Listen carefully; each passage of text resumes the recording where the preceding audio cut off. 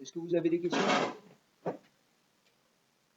Ne serait-ce que parce qu'on a fait la semaine dernière.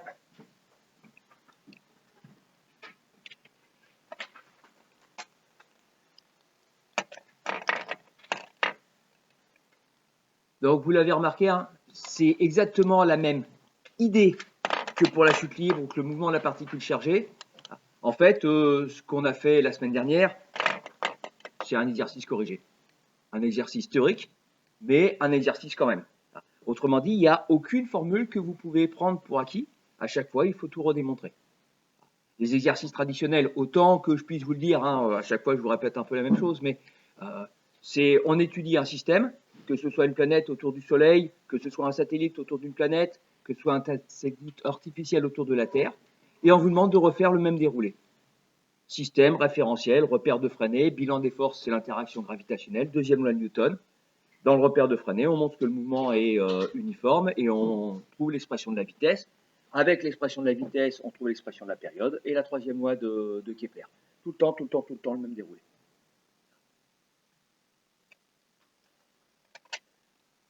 Alors, bon, on avait fait une petite application à la fin. Là, on va terminer l'étude des satellites par un cas particulier, c'est les satellites géostationnaires. Donc, c'est la dernière partie de notre étude. Et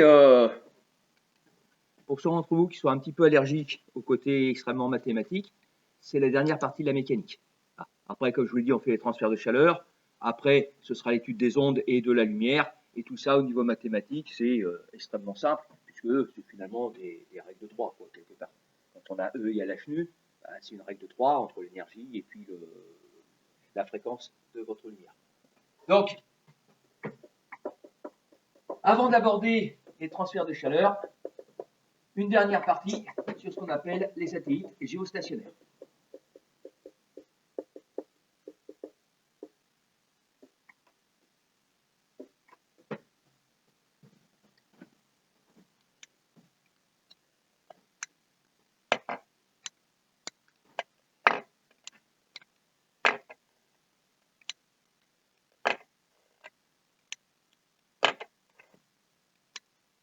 Alors, le nom satellite géostationnaire est assez classique. Est-ce que vous savez ce que c'est?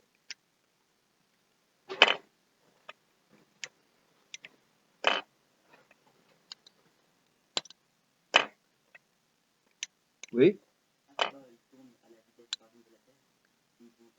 Ouais, c'est un peu ça. Et donc, du coup, justement, ils ne vont pas tourner autour de la Terre. Le nom est à prendre vraiment au sens de la signification. Stationnaire, ça veut dire pas bouger. Et géo, c'est un des noms qui désigne la Terre. Donc, satellite géostationnaire, c'est un satellite qui ne bouge pas par rapport à la Terre. Donc, qu'est-ce que ça veut dire un satellite qui ne bouge pas? La définition, c'est qu'on est toujours à la verticale du même point de la Terre. C'est ça le principe. Et donc, comme la Terre tourne sur elle-même, le satellite, il va tourner. Et effectivement, il va tourner de manière synchrone avec la Terre pour rester en permanence au-dessus du même point de la Terre. Vous avez deux choses à savoir et à savoir faire, en dehors bien sûr de la définition. C'est où est-ce qu'on peut trouver des satellites géostationnaires, où est-ce qu'on peut placer des satellites géostationnaires. Et deuxièmement, à quelle altitude on doit placer un satellite pour qu'il soit géostationnaire. La première partie, c'est du raisonnement, purement géométrique. La deuxième partie, c'est l'application de la troisième loi de Kepler.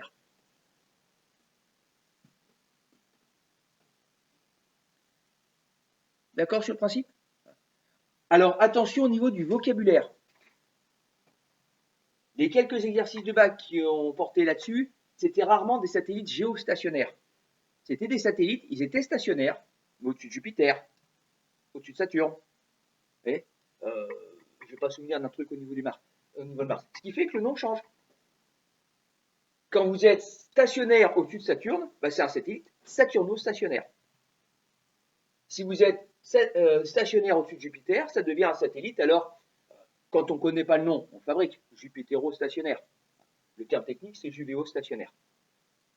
Si on est stationnaire au-dessus du Soleil, on est héliostationnaire. Donc, on adapte le vocabulaire à votre exercice. Et quand je dis on adapte le vocabulaire, on ne vous demandera pas d'adapter le vocabulaire.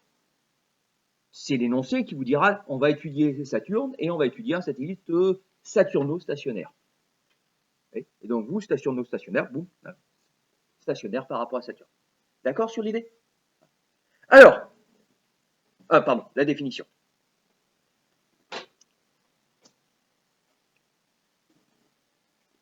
Un satellite est dit géostationnaire.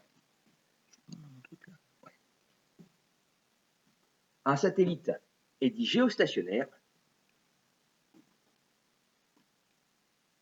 s'il est en permanence. Un satellite est dit géostationnaire s'il est en permanence à la verticale. S'il est en permanence à la verticale du même point de la Terre. S'il est en permanence à la verticale du même point de la Terre.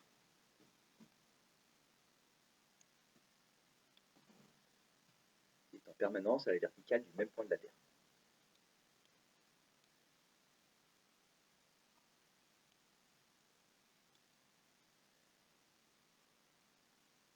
Donc vous voyez finalement dans la définition, il n'y a pas une histoire de stationnaire, il n'y a pas une histoire de je tourne avec la Terre. Non, la définition c'est je suis en permanence à la verticale au-dessus du même point de la Terre. Donc mon satellite, il regarde toujours au même endroit. Donc ça appelle déjà une première question. Qu'est-ce que c'est que la verticale? Alors? Non? Oui? Ouais, on est d'accord. Mais après, derrière, il manque tout un tas de précisions. Mais c'est ça l'idée, effectivement. J'ai la Terre, avec ce qu'on appelle l'axe nord-sud, même si on peut beaucoup discuter sur le sujet, l'équateur. Faites pas le dessin. Je vous laisserai le faire après. Ce qu'on appelle la verticale d'un point, c'est le point qui passe par le centre de, pardon, c'est la droite qui passe par le centre de la Terre et qui passe par ce point-là. Donc si je me place à la Boisse, c'est à peu près le milieu entre le pôle Nord et puis l'équateur.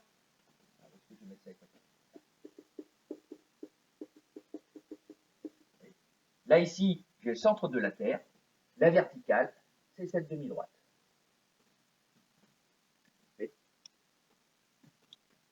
Et c'est la verticale qui est définie. L'horizontale n'existe pas. La définition, c'est le contraire de la vie courante, hein, mais la définition de l'horizontale, c'est justement le plan qui est perpendiculaire à la verticale. Alors que dans la vie courante, on a tendance à penser à autre chose. L'horizontale, pour nous, c'est pas compliqué, c'est un sol plat. Et donc la verticale, c'est ce qui est perpendiculaire au sol plat. Sauf qu'un sol plat, ça n'existe pas. Parce que par définition, un sol plat, c'est un sol qui est sur la forme de la Terre, et que la forme de la Terre, c'est un arc de cercle. Donc l'horizontale, en fait, c'est la droite qui serait perpendiculaire, enfin le plan qui serait perpendiculaire ici. Enfin, l'horizontale ne m'intéresse pas, moi c'est la verticale. Donc là, ici, on est à la Boisse. Et donc la question qui se pose, c'est est-ce que je peux mettre un satellite géostationnaire au-dessus de la Boisse? Et la réponse, c'est non. En fait, les satellites géostationnaires, on ne peut les mettre qu'à la verticale de l'équateur. Et ce que vous devez savoir faire, c'est de l'expliquer. C'est pour ça que je parlais de géométrie. Alors, pourquoi? Comment va tourner la Boisse sur mon dessin?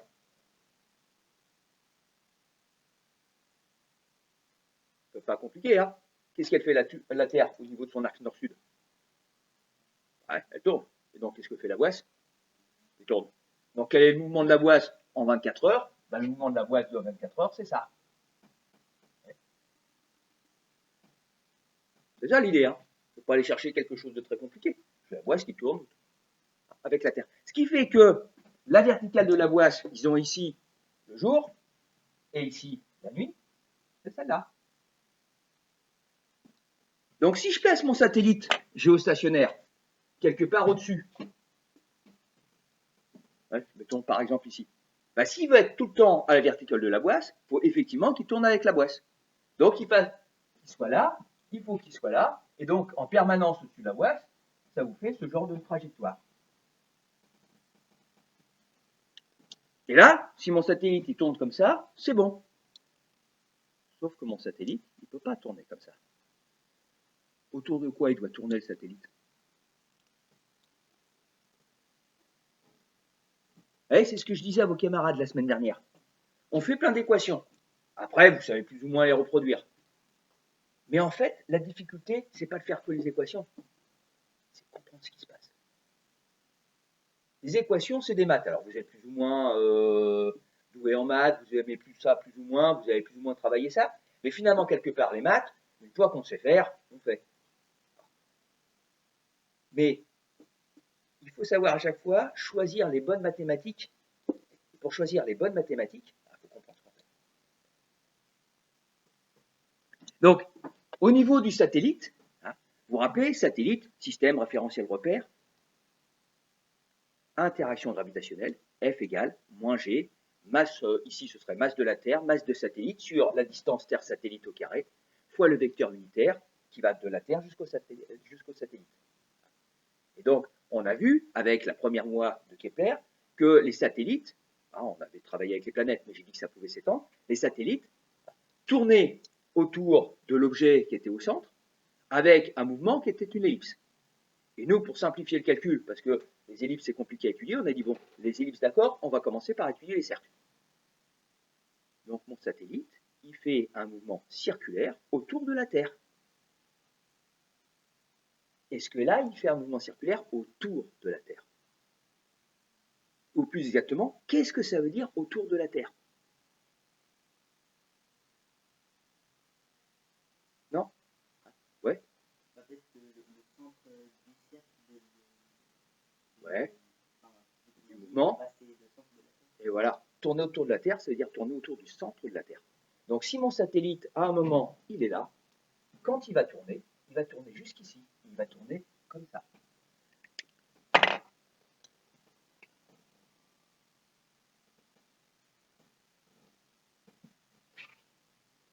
Voilà. Le mouvement d'un satellite, ça se fait toujours autour du centre, alors de la planète, le mouvement de la planète autour du centre du Soleil, enfin à chaque fois on adapte.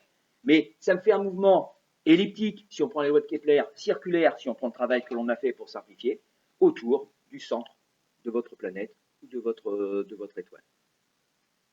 Donc si j'ai un mouvement comme ça, bah, c'est clair que la boisse étant au-dessus de l'équateur, si je fais un cercle, à un moment, je serai en dessous. Et donc si je suis en dessous, ça veut dire que je suis plus au-dessus de la boisse. Un mouvement comme ça pour un satellite, c'est pas possible. Alors, pardon, je m'exprime mal. Un mouvement comme ça pour un satellite, ça n'est possible que si vous mettez en action à chaque instant un moteur. Et donc vous le faites tourner comme ceci. Et je ne sais pas si vous avez déjà vu des satellites, enfin des satellites, c'est pas, surtout les satellites de télécommunications, c'est pas des gros satellites. Donc si vous mettez un moteur, il va faire comme les moteurs de voiture, hein. Il va fonctionner, je sais pas moi, pendant 24 heures en étant très très généreux, et au bout de 24 heures, c'est fini. Donc quand on envoie des satellites, le mouvement du satellite, il doit être naturel. On met un petit moteur quand même, pour deux raisons. La première, c'est que le satellite, quand on veut l'envoyer à un endroit précis. Et là, il faut bien y aller. Et on le fait sortir de l'atmosphère avec une fusée, mais une fois qu'il est dans l'espace, il faut bien le coller au bon endroit. Donc il y a un petit moteur. Et puis deuxièmement, il y a une interaction gravitationnelle, et je vous l'ai dit, et puis vous l'avez vu l'année dernière, hein, là c'est des équations. On travaille sur un cercle, mais ce n'est pas un cercle, c'est une ellipse. Il y a des choses qui peuvent se passer, le soleil fait des éruptions, enfin bref, il y a tout un tas de petits trucs qui perturbent le mouvement de mon satellite. Et donc de temps en temps, il faut une petite poussée du moteur pour le remettre au bon endroit. Moyennant quoi, un satellite télécommunication a une espérance de vie d'environ 5 ans. Puis après, il tombe. Alors ça pose pas de problème, on ne recevra jamais un satellite de télécommunication sur la Terre, parce que quand il tombe, il rentre dans l'atmosphère, quand il rentre dans l'atmosphère, il brûle. Donc il n'y a pas de problème. Mais ça veut dire que de toute manière, il n'y reste pas. Il y a tout un tas de petites perturbations, et puis il y en a une deuxième, c'est ça. J'ai dessiné la Terre comme un cercle parfait, vous savez que c'est faux. Ici, au niveau de l'équateur, c'est un peu plus large que la sphère. Au niveau des pôles Nord, c'est un peu moins large.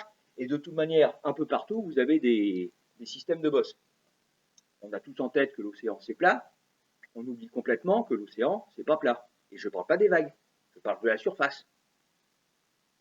Déjà, comme la Terre est ronde, la surface d'un océan, c'est rond. Et deuxièmement, ça dépend aussi de la manière dont est constitué l'intérieur de la Terre.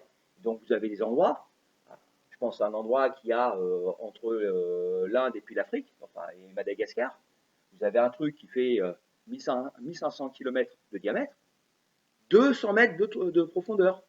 Et la surface de l'eau, elle fait le trou. Et pourquoi? Parce que la gravitation à cet endroit-là n'est pas tout à fait la même qu'ailleurs.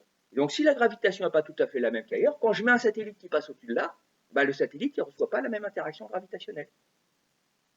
Donc tout ça fait que ces satellites, ils n'y stationnent pas, d'une manière générale. Alors, revenons à mon problème. Je ne peux pas mettre un satellite stationnaire au-dessus de la Boisse. Parce qu'il faudrait qu'il tourne autour de l'axe nord-sud, alors qu'il tourne en fait autour du centre de la Terre. Et donc, si je ne peux pas mettre un satellite géostationnaire, c'est ce que je vous disais tout à l'heure, où est-ce que je peux les mettre? Si ce n'est pas au-dessus de la Boisse, ça peut être au-dessus de quoi? Si je résume, il doit être géostationnaire. Donc, par définition, il doit être à la verticale du même point de la Terre. Donc, si la verticale du même point de la Terre, ça veut dire qu'il va avoir le même type de mouvement que la Terre. Donc, c'est quelque chose qui va tourner autour de l'axe nord-sud. Deuxièmement, comme c'est un satellite, son mouvement sera, alors on va dire les lois de Kepler, elliptique, et le centre de la planète sera le centre de la trajectoire.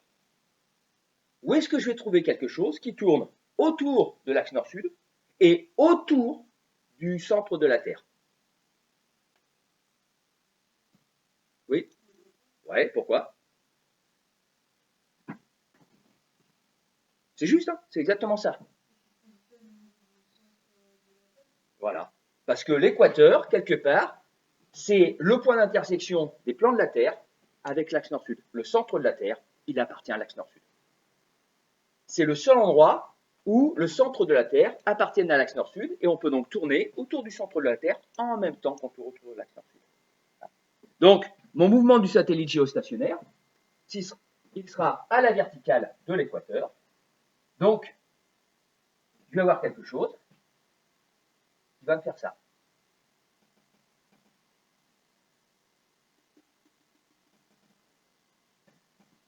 Et là, j'ai bien un mouvement qui tourne autour de l'axe nord-sud, tout en tournant autour du centre. Donc mon satellite ici, je vais pouvoir le laisser en permanence. Des questions? C'est clair pour tout le monde? Vous me faites ce dessin au mieux de ce que vous pouvez, et puis ensuite, on met un petit résumé du raisonnement.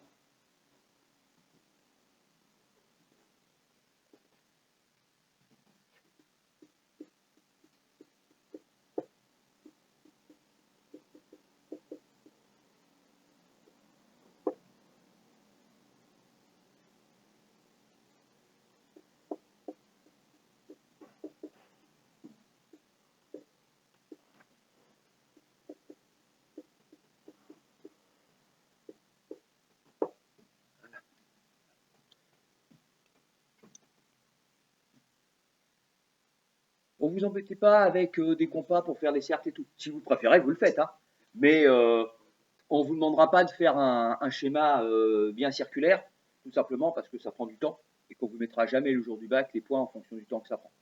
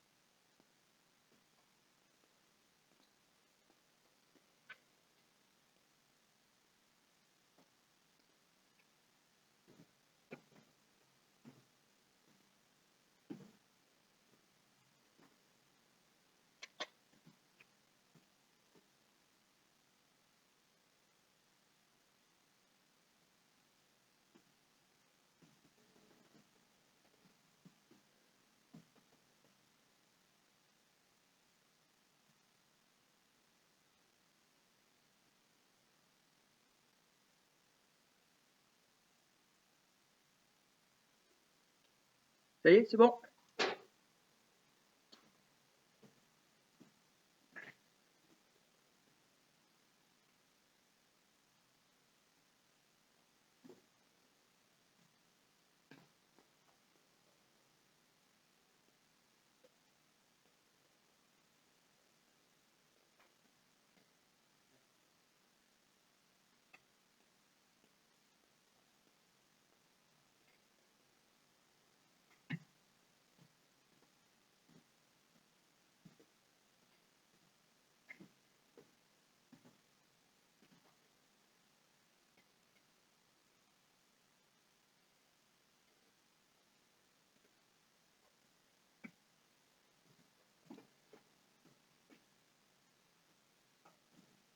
Alors, je vais vous proposer quelque part mes phrases, mais je vais vous souligner ce qui est important. Et ensuite, vous adapterez la phrase au raisonnement. Donc, vous notez que pour qu'un satellite soit géostationnaire,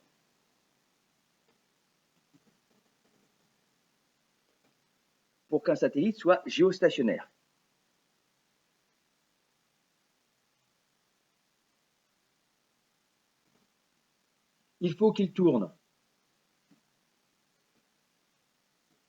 Pour qu'un satellite soit géostationnaire, il faut qu'il tourne avec son point d'observation.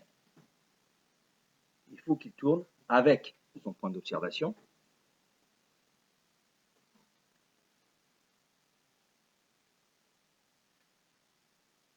C'est-à-dire autour de l'axe nord-sud. Il faut qu'il tourne avec son point d'observation, c'est-à-dire autour de l'axe nord-sud.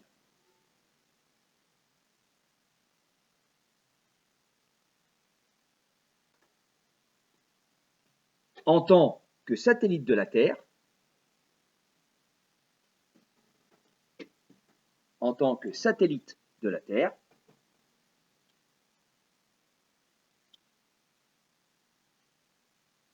il doit aussi tourner, en tant que satellite de la Terre, il doit aussi tourner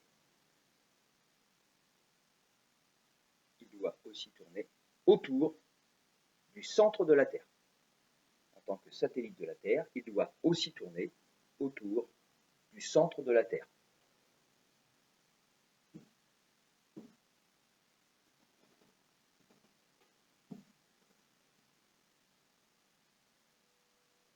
Seuls les points de l'équateur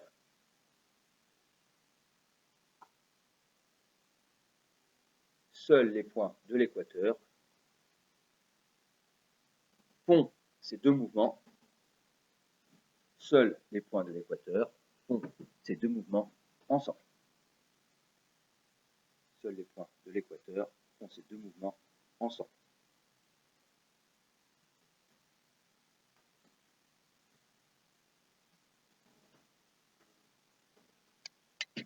Et en conclusion, le satellite géostationnaire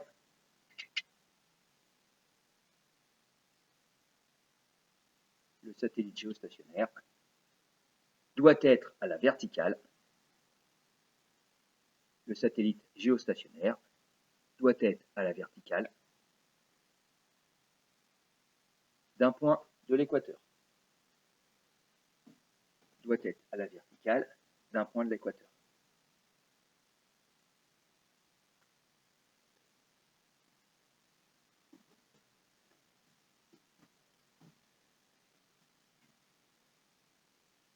Donc ça limite finalement les capacités d'être géostationnaire.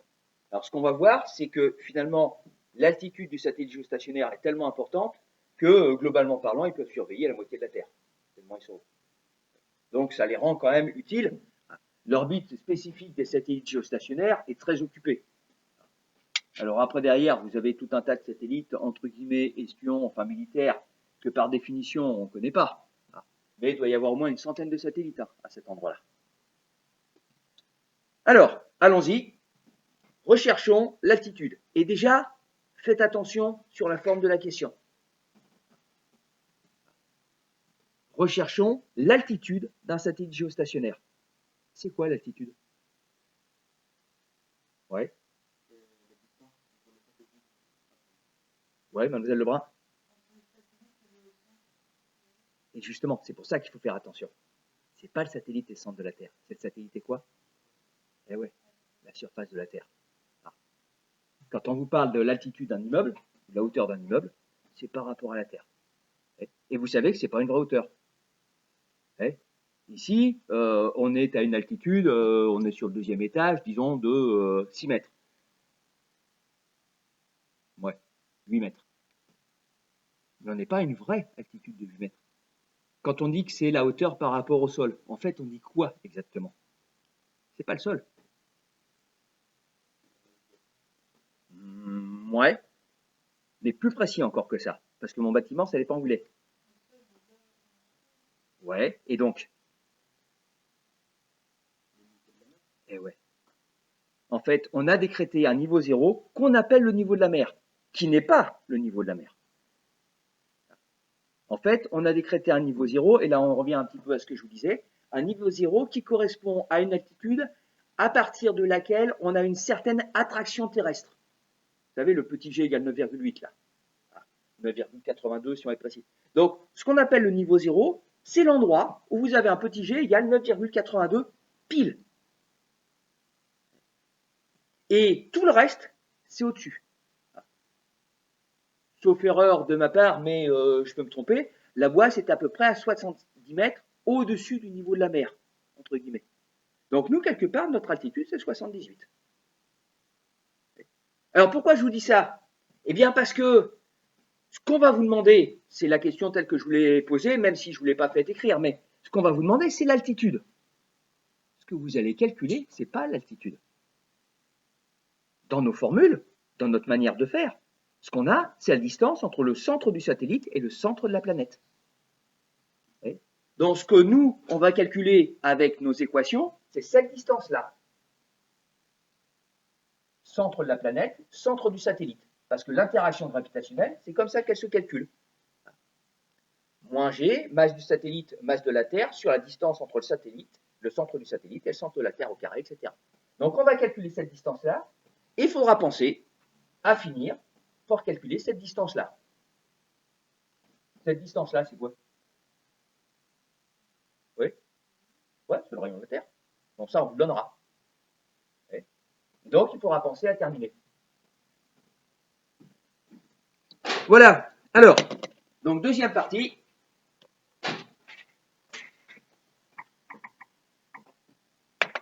L'altitude du satellite géostationnaire.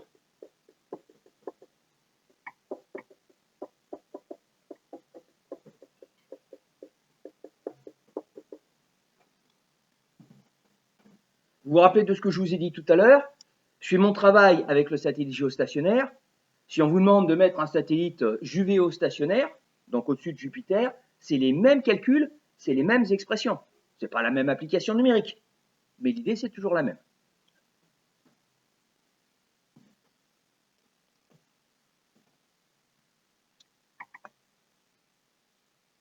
Qu'est-ce qu'on va avoir comme valeur numérique qui vont nous permettre de déterminer cette altitude? Parce qu'on est bien d'accord, c'est toujours pareil. Je recherche quelque chose, je vais trouver une équation. Cette équation, je vais mettre l'altitude du satellite géostationnaire en tant qu'inconnu. Et puis après, je vais avoir un calcul à faire. Les trucs habituels, effectivement, on va vous donner le rayon de la Terre, on va vous donner la masse de la Terre, on va vous donner G. Et c'est tout. Et malheureusement, ça ne va pas être suffisant. Qu'est-ce qu'on a comme données qu'on ne vous dit pas, mais que vous avez quand même? Par rapport à l'idée du satellite géostationnaire. Oui.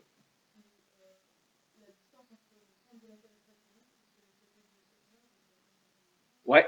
Ça, c'est ce qu'on va chercher. Voilà. Ça, c'est ce qu'on va chercher. Mais maintenant, ce que je vous dis, moi, c'est qu'il y a une valeur numérique qu'on vous donne, mais sans vous le dire. Donc, une quatrième valeur numérique qui va venir là, qui va me permettre de trouver ce que vous dites, la distance entre le centre de la Terre et le centre du satellite. Et cette quatrième donnée, elle vient du terme géostationnaire. Oui. Ouais.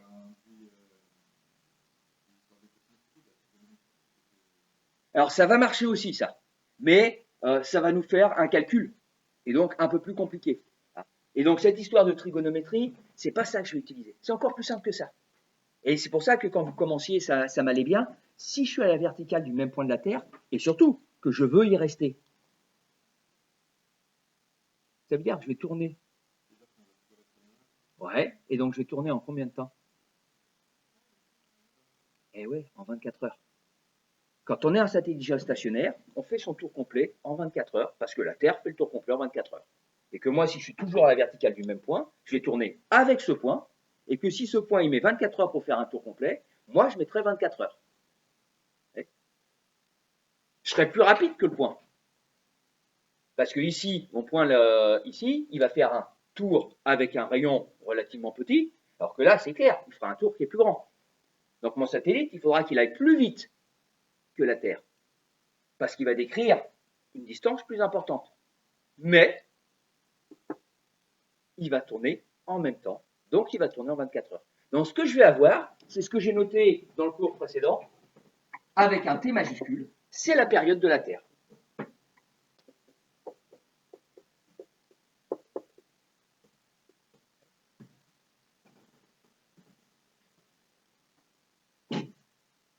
Et alors après derrière, quand on connaît bien tout ce qu'on a vu et qu'on a tout en tête, j'ai une période et je veux une distance. Je pense à quoi? Ouais, c'est vrai aussi. Hein. Mais, oui, si, ceci dit, j'ai une formule avec la vitesse. Mais sans la vitesse, pour faire encore plus court. La troisième loi de Kepler. T carré sur A cube égale constante. C'est-à-dire T carré, c'est la période, sur A cube, c'est la distance. Et donc, j'ai une relation entre la période et la distance. J'ai une période, je veux une distance, je vais utiliser la troisième loi de Kepler. Je vais utiliser, en fait, la dernière loi que l'on a vue dans le paragraphe précédent. Mais auparavant, une petite remarque.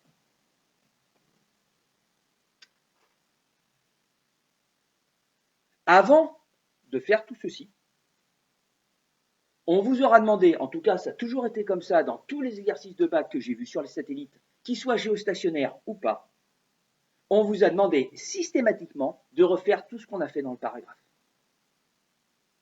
C'est-à-dire que mon travail ne commencera pas comme je viens de vous le faire. Il commencera par, on place un satellite géostationnaire au niveau de la Terre, etc. On vous demandera d'expliquer avec les trois arguments, rotation autour de l'axe nord-sud, rotation autour du centre de la Terre, et donc on est au-dessus de l'équateur parce que c'est le seul qui tourne autour de l'axe nord-sud et du centre de la Terre. Après, vous mettez la phrase comme vous voulez, mais il faut qu'il y ait les trois arguments. Ça, on vous le demandera en première question. Et ensuite, deuxième question, système, référentiel, repère, bilan des forces, deuxième loi de Newton, repère de Freinet, montrer que le mouvement est circulaire uniforme, trouver l'expression de la vitesse, trouver l'expression de la période, troisième loi de Kepler. Tout le temps, boum, systématiquement, avant de commencer le travail sur les satellites géostationnaires. Donc tout ce que vous aurez, tout ce qu'il y a dans le cours là, vous l'aurez redémontré avant. Et à ce moment-là, on pourra utiliser ce qui a été redémontré pour travailler sur la recherche de la hauteur, enfin de l'altitude de mon satellite géostationnaire. Donc moi, par contre, je ne vais pas tout refaire, puisque on vient de le faire. Je vais reprendre les formules telles quelles. Mais ayez en tête que, quel que soit l'exercice qu'on vous demandera sur les satellites, et soyons clairs, moi, dans votre prochain contrôle, il y aura tout à refaire. Et tout à refaire de la même manière. Comme pour la chute libre, comme le mouvement de la particule chargée, ce sera pareil. Il n'y a que les noms qui vont changer. Et au lieu d'être Jupiter autour du Soleil, eh bien, ça peut être mon satellite géostationnaire au-dessus de la Terre. Ça peut être la Lune autour de la Terre. Et ça peut être un satellite Ganymède au-dessus de Saturne. Enfin, n'importe quoi. Ça peut être le Soleil autour du centre de la Voie lactée. Mais toujours la même étude. Et cette étude, elle nous a conduit à avoir la formule que T carré sur la distance, là en l'occurrence ici, Terre satellite au cube, est égal à 4 pi carré sur G fois la masse de la Terre.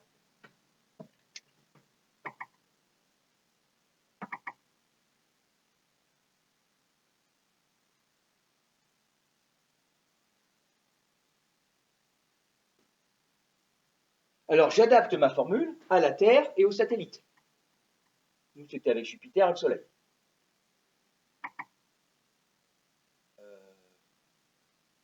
J'espère que je ne fais pas de bêtises. C'est 2π fois la distance. Ouais, c'est ça.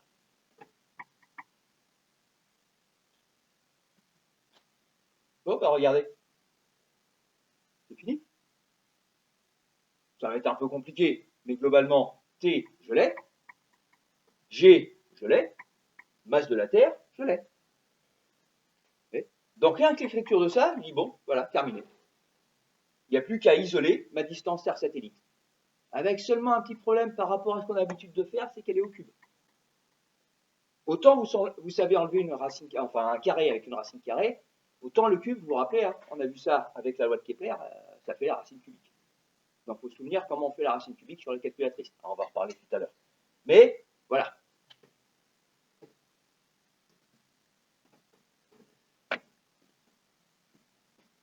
Vous avez le temps de finir le dessin, monsieur Martin? C'est bon? Allons-y. Je vais d'abord donc calculer ma distance Terre-satellite, et puis ensuite je calculerai l'altitude.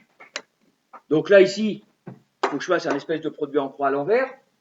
Ça me donne, on est bien d'accord, quelque chose comme G fois masse de la Terre fois la période de la Terre au carré est égal à 4π carré fois la distance Terre-Soleil, pardon, Terre-satellite au cube.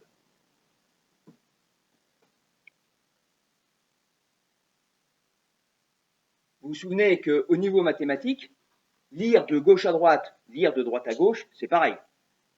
Donc que j'écrive ça ou que j'écrive ça,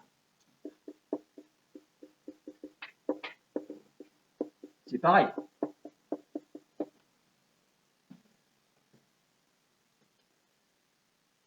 Et donc pour avoir la distance Terre-satellite, je n'ai plus qu'à diviser par 4π carré. Ça fait G fois masse de la Terre, période de la Terre au carré, sur 4π carré.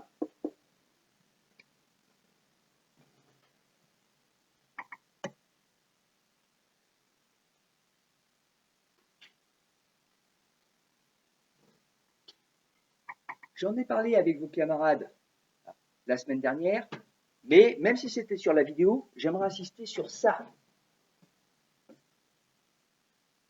Quand il y a un exercice comme ça qui tombe le jour du bac, parmi les élèves que j'ai corrigés, 80% des élèves que j'ai corrigés oubliaient le carré à un moment ou à un autre. Parce qu'un pi au carré, c'est vraiment inhabituel. Donc faites bien attention de ne pas le perdre de vue celui-là. Et quand je dis pas le perdre de vue, c'est aussi bien par écrit qu'au moment où vous allez faire votre application sur la calculatrice. Bon, une fois qu'on est là-dessus, vous vous souvenez, la racine cubique, en fait, c'est une puissance 1/3. Ça veut dire que ma distance Terre-satellite, c'est G fois masse de la Terre, période de la Terre au carré sur 4π carré, puissance 1/3.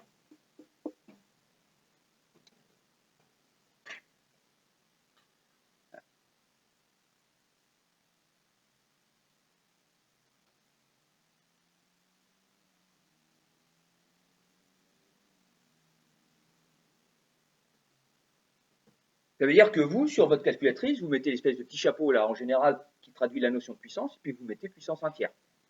Soit 1/3, soit 0,3333, etc. Certains d'entre vous, vous avez cette fonction-là. En général, ça s'écrit comme ça.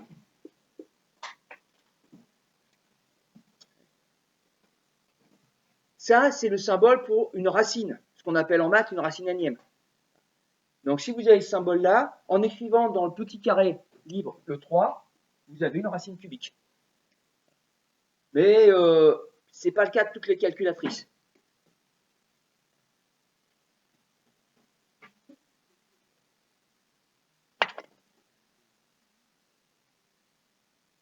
C'est bon la puissance, monsieur Martin? C'est bon, vous l'avez trouvé?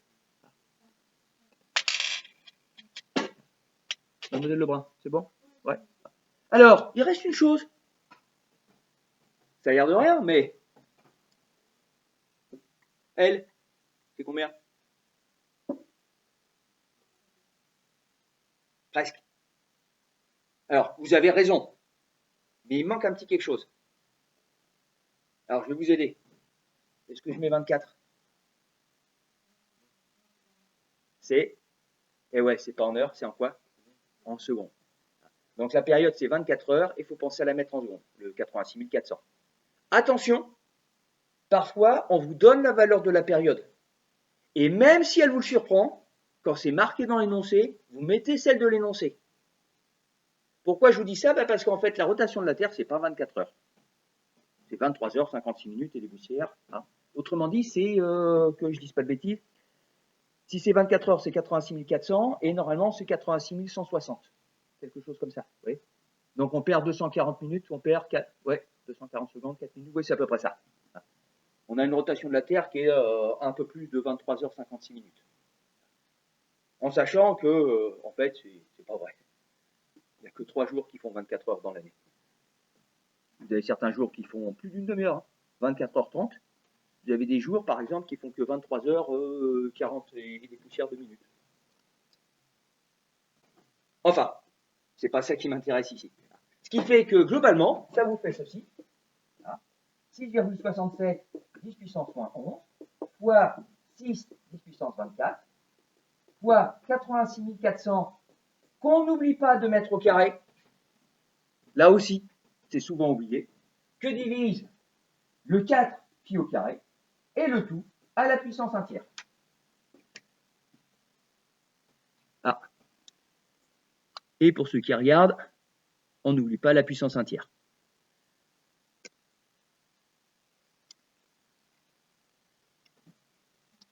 Oui.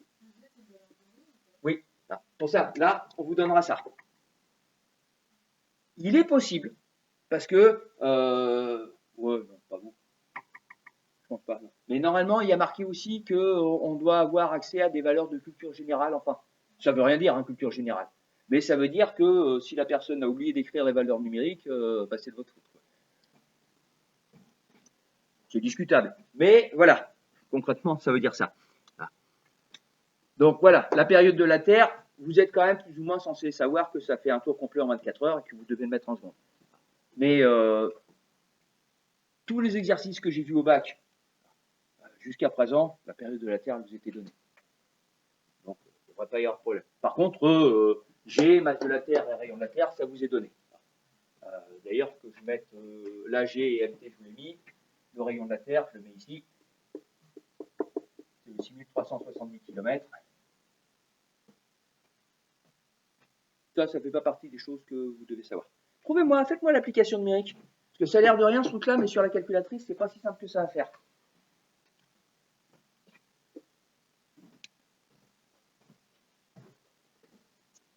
Moi, j'y pense, monsieur. Vous aimeriez bien votre calculatrice dans 15 jours?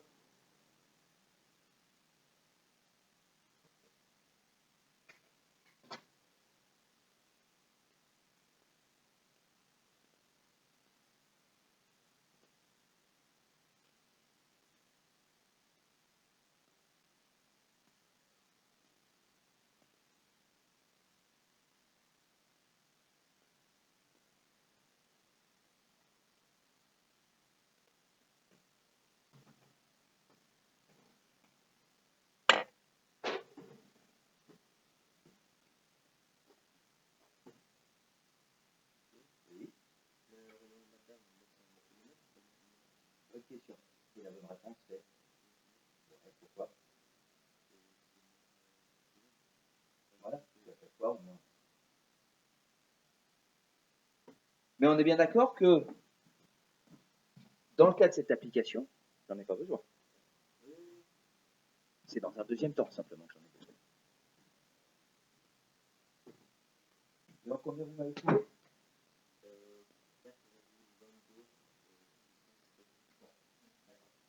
Bon.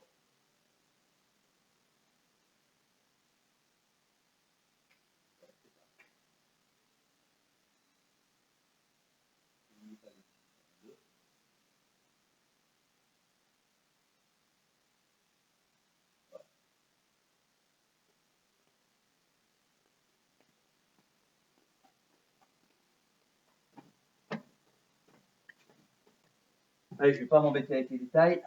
4,2 10 puissance 7. Alors, on vient d'en parler avec votre camarade. 4,2 10 puissance 7, quoi?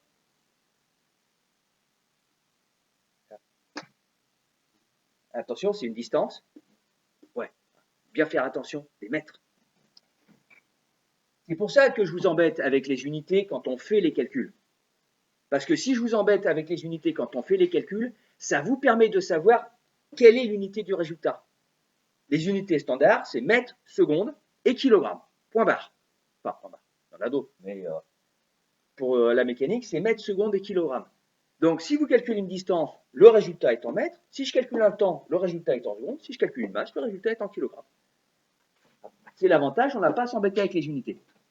Alors, 4,2 10 puissance 7 mètres, ça, c'est la distance. Je veux l'altitude.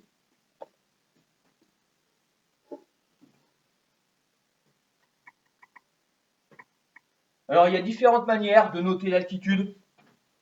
Soit vous l'appelez H pour dire la hauteur, parce que sous-entendu, en général, la hauteur, c'est par rapport au sol, donc on est bien sur l'altitude. Soit on l'appelle Z, mais en général, ça vous sera là aussi marqué dans l'énoncé. Donc l'altitude, moi je vais l'appeler H. Et donc j'espère qu'on est bien d'accord, l'altitude du satellite, c'est la distance Terre-satellite moins le rayon de la Terre.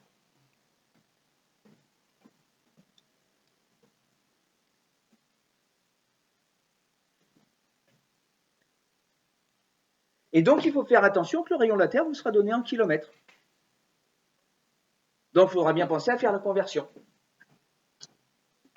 C'est-à-dire les 4,2 10 puissance 7 mètres moins les 6370 km placés en mètres, c'est-à-dire 10 puissance 3. Et là aussi, je ne vais pas m'embêter avec les détails de la calculatrice, on obtient 3,6 10 puissance 7 mètres. Autrement dit, 36 000 km.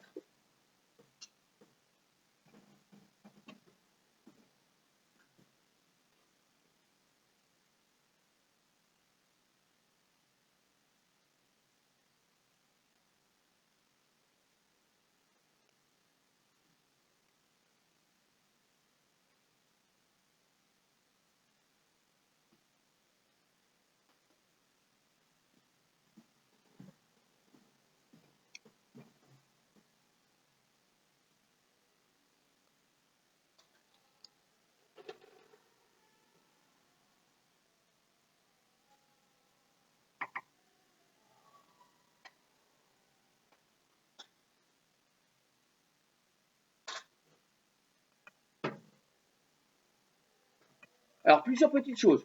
La première, on a fini. J'ai trouvé l'altitude.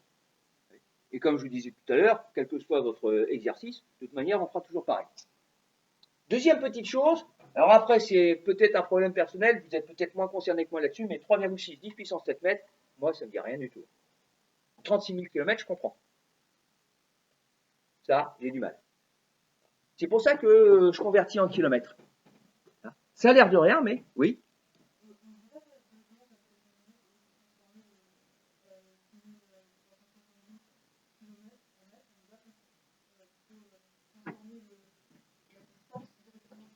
Voilà. Alors, deux remarques. On est bien d'accord que de toute manière, on arrivera là.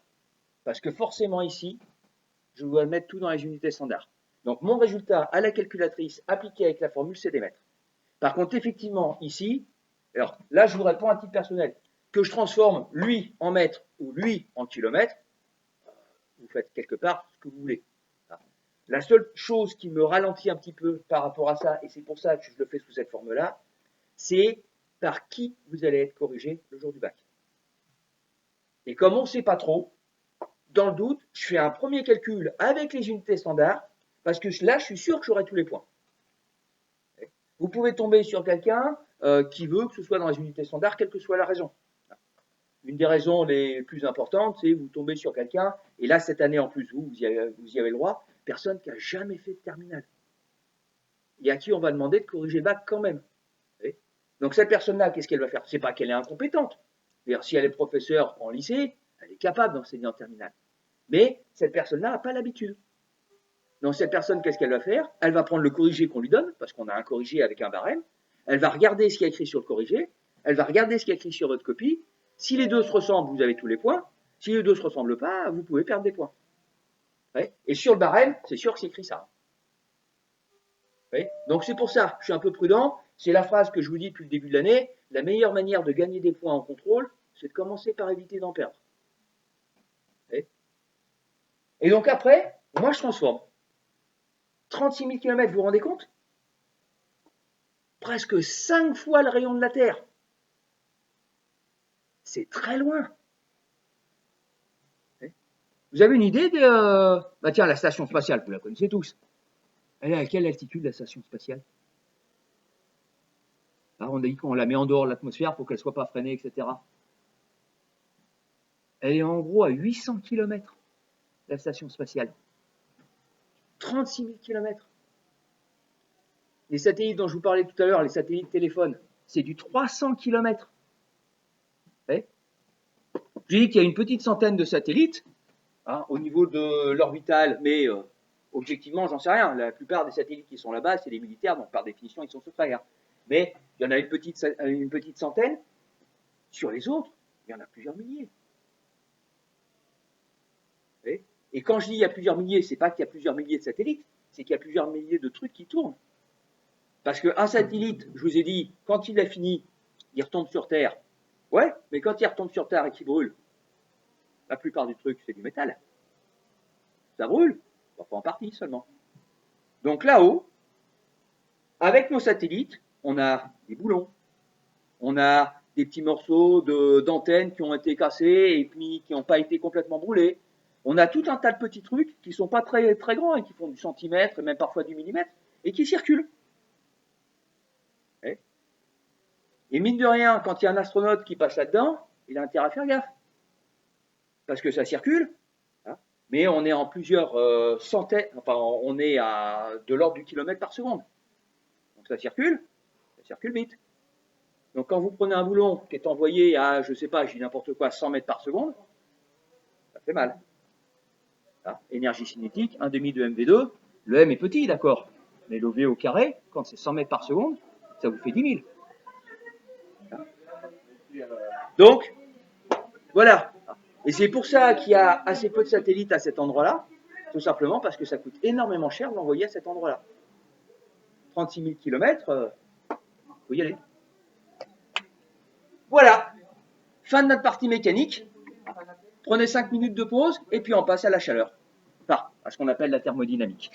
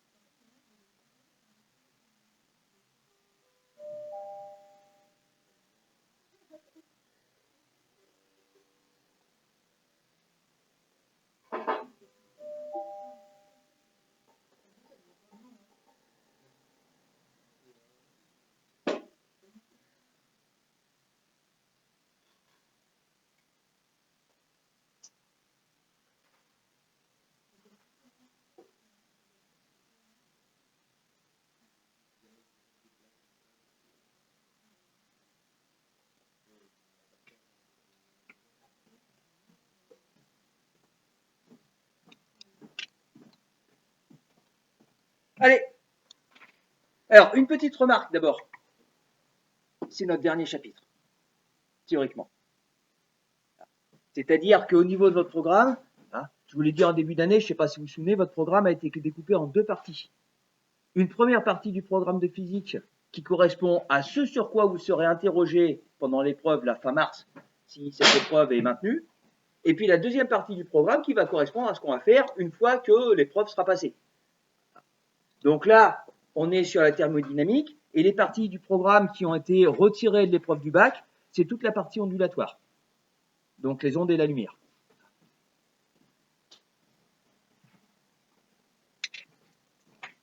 Ce qui fait qu'on va pouvoir terminer notre trimestre tranquillement en vous mettant, sauf si on a des problèmes, mais en vous mettant bien 2 contrôles d'ici la fin du trimestre pour que vous ayez 3 notes. De manière à ce que vous puissiez rattraper cette première note. Voilà, alors. Donc, dernier chapitre, thermodynamique. Et on va commencer par la chaleur. Et on va faire comme à chaque fois, avant de commencer par la chaleur, quelques petites révisions de ce que vous avez fait les années précédentes.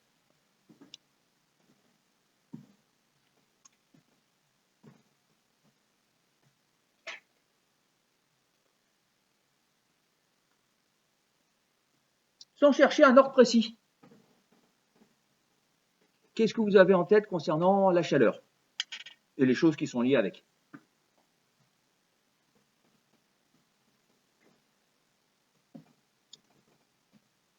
Il ne vous rien du tout? Si? Alors, allez-y, mademoiselle Lebrun. Il vous reste quelque chose. Quoi? N'importe quoi? M'en moque du moment. Ah non, pas n'importe quoi. Du cours, on est bien d'accord.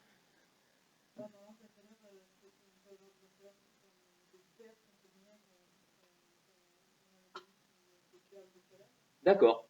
Par rapport à ce que vous avez l'habitude de faire, et donc par rapport à ce qu'on a vu, ce qu'on appelle l'énergie mécanique, les chaleurs peuvent représenter une partie des pertes. En sachant que ce n'est pas toujours les pertes. Je ne sais pas si ce matin vous avez pris une tartine grillée dans votre petit déjeuner, mais une tartine grillée, la chaleur, c'est plutôt un gain. Alors effectivement, ça joue sur le bilan d'énergie. Et donc si ça joue sur le bilan d'énergie, c'est-à-dire fondamentalement la chaleur, c'est quel type de grandeur?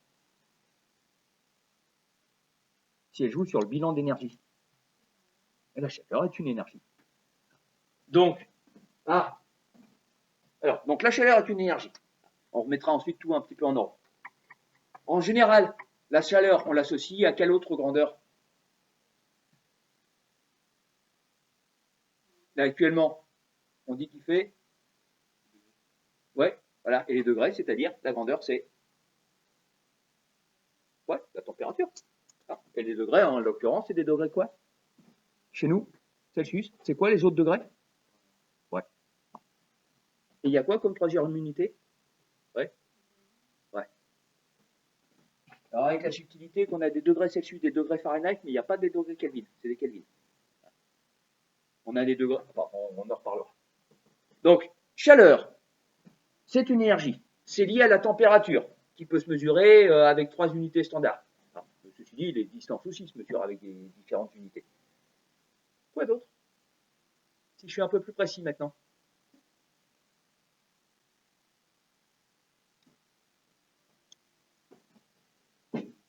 Il fait comment? Plutôt froid, plutôt chaud? Là. Froid? Ouais. On est tous d'accord là-dessus? Ouais. Si j'ouvre les fenêtres, ça vous dérangera? Vous, monsieur Martin? Ouais. Mademoiselle Lebrun? Ouais. S'il y a des gens que ça ne dérangera pas trop?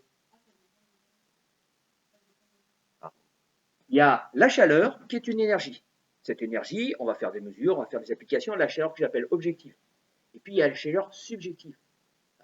C'est-à-dire que dans le cadre général, la chaleur est associée à j'ai chaud ou j'ai froid. Et le j'ai chaud ou j'ai froid, ça, c'est subjectif. Et vous allez voir, quelque part, là, vous êtes venu parce que vous avez froid, vous aussi, mais vous êtes venu avec des pulls, des choses comme ça.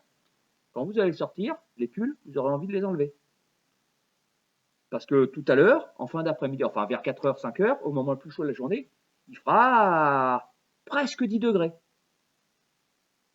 Et comme là, ce matin, quand vous êtes arrivé, il faisait -3, bah ce soir, il fera chaud.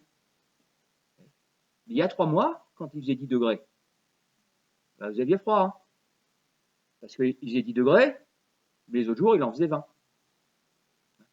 C'est la fameuse histoire des 3 bassines d'eau. Vous avez vu en seconde ou pas?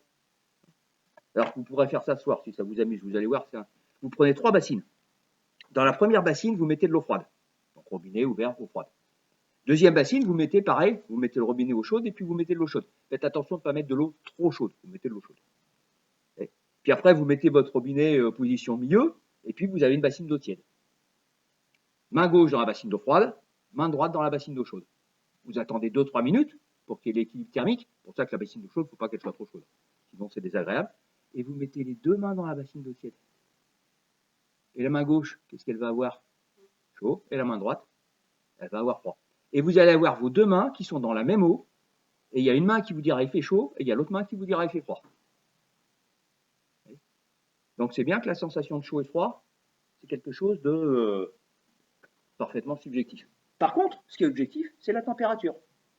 S'il fait 9 degrés Celsius, il fait 9 degrés Celsius, il fait rien d'autre. Alors, dernière chose, et par contre celle-là est importante, quand on parle de chaleur, en fait, c'est une abréviation. La chaleur en elle-même, ça n'existe pas. Qu'est-ce qui existe? Oui? Ah, ouais, d'accord. Alors, il y a effectivement différentes catégorisations. Ah, mais en fait, c'est pas de la chaleur. Si je suis précis, c'est quoi? Ouais, mais ça, c'est la même catégorie. J'aurai l'énergie thermique, l'énergie radiative, etc. Énergie, d'accord. Mais moi, quand je dis chaleur, même chose, chaleur thermique si on veut, mais c'est le mot chaleur. Avoir en tête que le mot chaleur, c'est une abréviation. On devrait dire échange de chaleur. Un corps n'est pas chaud ou froid. Un corps nous semble chaud ou un corps nous semble froid. Si le corps nous semble chaud, concrètement, ça veut dire qu'on prend de la chaleur à ce corps, il nous en donne. Quand le corps nous semble froid, c'est l'inverse. Ça veut dire que ce corps nous retire de la chaleur. C'est ça le principe des pulls. Hein. C'est tous les vêtements un peu chauds, manteaux, etc. Le principe, c'est ça. Hein. C'est vous avez quelque chose qui va faire une isolation entre vous et puis l'extérieur, parce que nous, on est en 37 degrés, et puis l'extérieur, là, ce matin, il était à -3. Donc, il y a de l'énergie qui va partir du corps chaud pour aller vers le corps froid. Et le pull, le manteau, est là pour stopper l'échange de chaleur. Donc, bien avoir en tête qu'on parle d'échange de chaleur. Ça, c'est important. Bon, allez, on met tout ça en forme. C'est bon? Allons-y donc. Première chose, la chaleur est une énergie.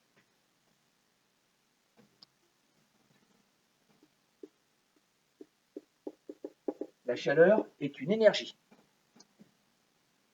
Elle se mesure en joules.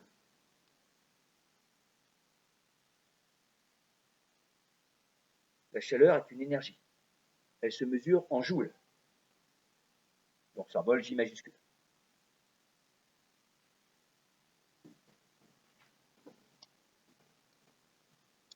On ne définit pas la chaleur d'un corps. On ne définit pas la chaleur d'un corps.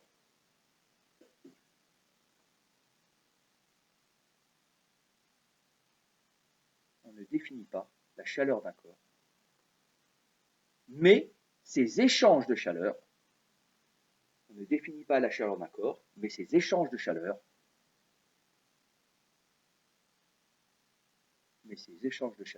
avec le milieu extérieur.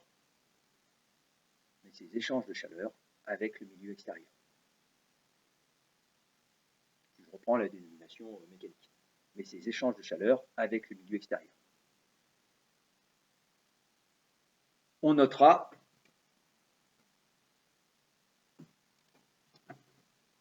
Q majuscule. Hein, ça, je crois que vous connaissez cet échange de chaleur. on notera Q majuscule, cet échange de chaleur.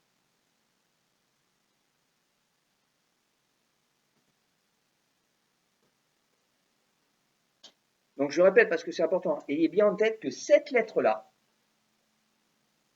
si je faisais comme on a fait en mécanique, j'écrirais comme ça, vous vous rappelez? Variation d'énergie cinétique ou variation d'énergie potentielle. Donc, traditionnellement, dans le cadre de notre étude, en fait, le Q, c'est delta Q. Donc, c'est un échange de chaleur.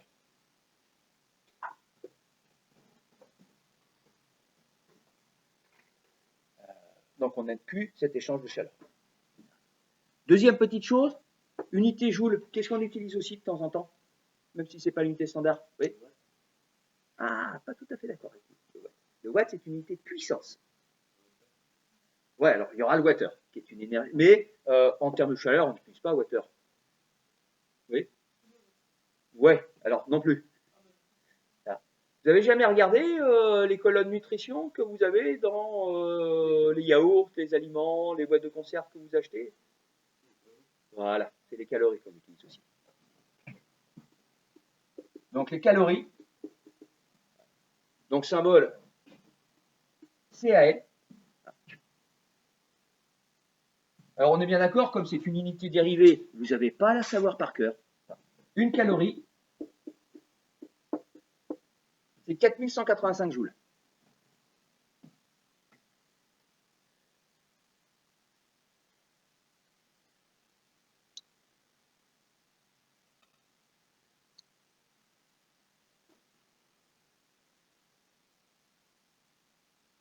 Pourquoi on parle de chaleur quand on vous parle d'aliments?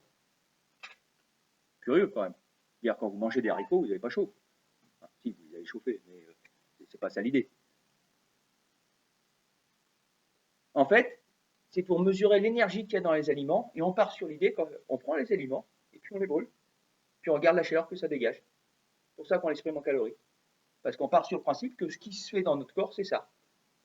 C'est pas tout à fait vrai, mais c'est l'idée générale. Donc en fait, quand on vous dit l'énergie dégagée par des éléments, c'est pas vrai. On va dire l'énergie dégagée par la combustion des éléments. Et très honnêtement, je ne sais pas comment ils font pour faire brûler des haricots verts. Mais bon, ça c'est un autre problème. Donc voilà, ça c'est la chaleur.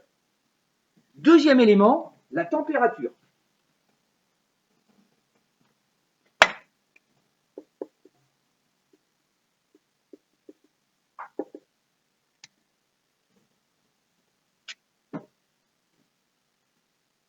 Et là, bien faire attention à la différence entre les deux. Parce que quand vous regardez dans un dictionnaire, en fait, sur le fond, la chaleur, c'est pour ça que je vous parle d'échange de chaleur. La chaleur, on ne sait pas ce que c'est. Et sur le fond, la température non plus. J'ai été regarder, je le fais assez régulièrement, un dictionnaire. Alors, vous le truc parce que je ne l'ai pas appris par cœur. Chaleur, état de la matière qui se traduit par une température élevée. Bon, ça veut dire qu'il fait chaud. Donc, on va à température, degré de chaleur ou de froid d'un corps. Donc, vous définissez la chaleur par le fait qu'il y a une température élevée. Vous définissez la température par le fait que ça fait une chaleur. Autrement dit, vous définissez ni l'un ni l'autre.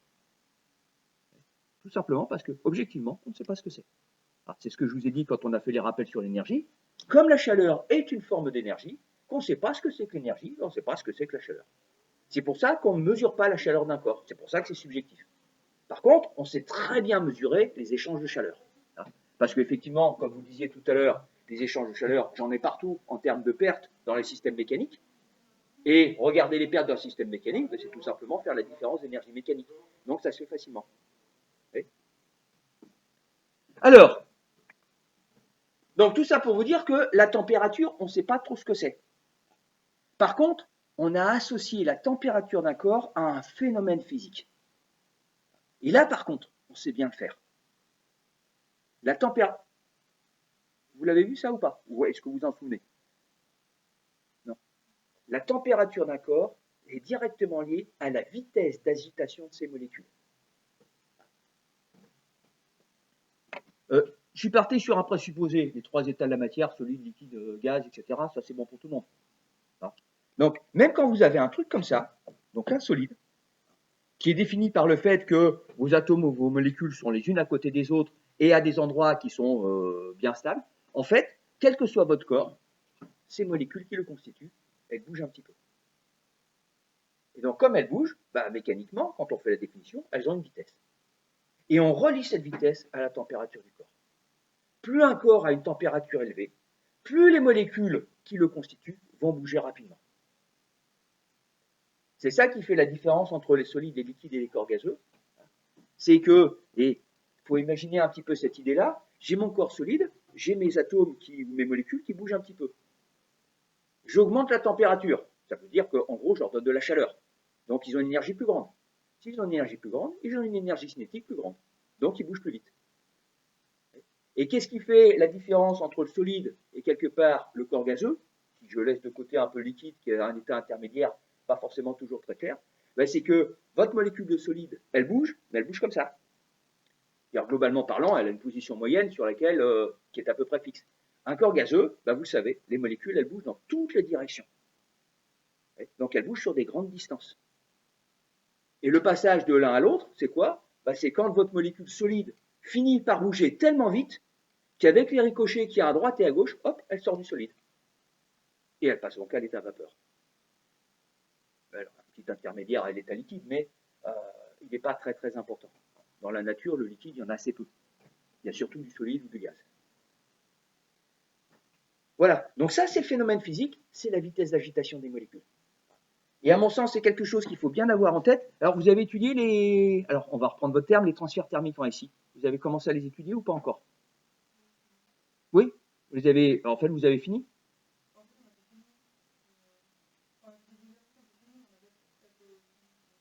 D'accord. Bon, de toute manière, on va avoir finalement le même phénomène, mais pas forcément avec les mêmes équations, et par contre, vraisemblablement avec une partie un peu différente. Donc, vous notez ça? Donc, la température d'un corps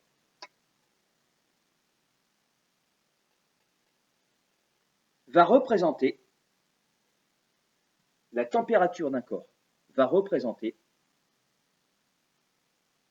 la vitesse d'agitation. La température d'un corps va représenter la vitesse d'agitation de ces molécules.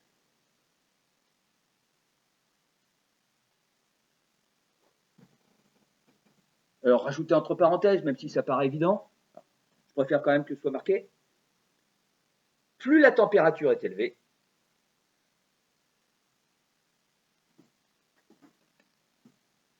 plus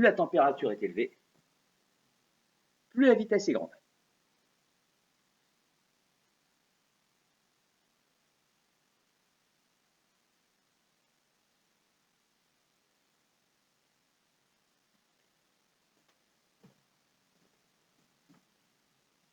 Je vais momentanément laisser ça de côté et on va venir sur les unités. Et ensuite, on va voir comment on va concilier les unités avec le phénomène que je viens de vous faire noter. Les unités, pour nous, c'est les degrés Celsius.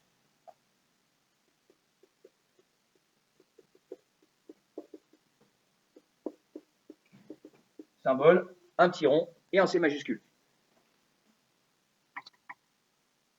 C'est quoi les degrés Celsius? Est-ce que vous savez sur quoi c'est basé?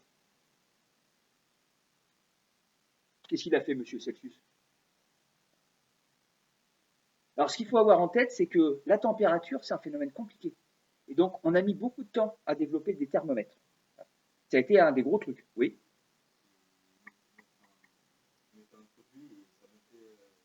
Ouais. Ouais. C'est du mercure. Et maintenant, on l'a remplacé par de l'eau colorée ou un liquide coloré, je ne sais pas trop ce que c'est, mais à l'époque, c'était du mercure. Et en fait, M. Celsius, il a fait un truc tout simple. Il a basé ses degrés Celsius sur les changements d'état de l'eau. Il a dit, voilà, alors, je résume un petit peu, et puis je dis des choses qui ne sont pas tout à fait vraies, il faut être honnête par rapport à M. Celsius. Mais, globalement, il a dit, voilà, le changement d'état de l'eau en glace, ou de glace en eau, moi je dis que la valeur c'est 0. C'est M. Celsius qui a posé ça. Ensuite, il a dit, pour le changement d'état de la vapeur en eau ou de l'eau en vapeur, je dis que c'est 100. Alors lui, il n'a pas dit 100 degrés Celsius, il n'est pas la grosse tête à ce point-là. Mais voilà. Il a postulé que c'était 0, il a postulé que c'était 100. Et effectivement, comme vous dites, il a pris un espèce de cylindre, il a rempli de mercure. Il a rempli de mercure pourquoi? Pour deux raisons. La première, c'est que le mercure, c'est un métal. C'est le seul métal liquide que je connaisse. Et donc, c'est un métal, et donc il a cette propriété d'augmenter de volume de manière proportionnelle à la température.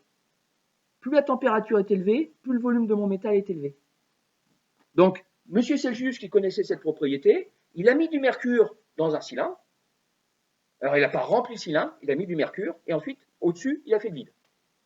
C'était pas commode à l'époque, mais voilà, pour que le mercure puisse monter sans avoir à comprimer de l'air. Et donc, il a mis son thermomètre, parce qu'il faut l'appeler comme ça, dans de l'eau gelée. Donc, il y avait de l'eau et des glaçons. Donc, l'eau se transformait tout doucement en glace. Et puis, il a regardé jusqu'où le thermomètre montait. Il a fait un trait. Il a marqué 0. Puis ensuite, il avait à côté une casserole bouillante. Il a mis le même cylindre. Il a regardé jusqu'où le mercure montait. Et il a mis un trait. Il a fait 100. Et il a dit ensuite, entre les 0, entre les deux, je mets 99 traits. C'est pour ça qu'on parle de degrés Celsius. L'idée, c'est qu'on monte marche à marche. Donc, degrés, parce que j'ai coupé en 100. Alors, si je me souviens bien, M. Celsius, il avait coupé en 10. Puis ensuite, on a divisé chaque partie en 10 parce que c'était plus précis. Voilà, ça c'est le travail de M. Celsius. M. Réaumur, qui était lui français, il a travaillé avec la même chose, puis comme il était français, au lieu de travailler avec l'eau, lui il a travaillé avec l'alcool. Donc il a regardé, il a mis 0 pour le moment où l'alcool se transformait en glaçon, enfin en alcool solide, et puis il a mis 100 pour l'alcool qui se transformait en alcool vapeur. Mais c'était pareil. Alors M. Réaumur, tout le monde l'a oublié, ou presque, mais voilà. Et puis il y a M. Fahrenheit. Alors M. Fahrenheit, j'aime bien raconter l'histoire parce qu'elle est quand même spéciale. Donc des degrés Fahrenheit, il y a un H quelque part, ça doit être comme ça. Degrés Fahrenheit. La moitié du monde mesure la température en degrés Fahrenheit. M. Fahrenheit, il était allemand. Pareil, c'est du 1850 à peu près, un petit peu avant. Et pour faire son thermomètre, M. Fahrenheit, il a fait ça en hiver.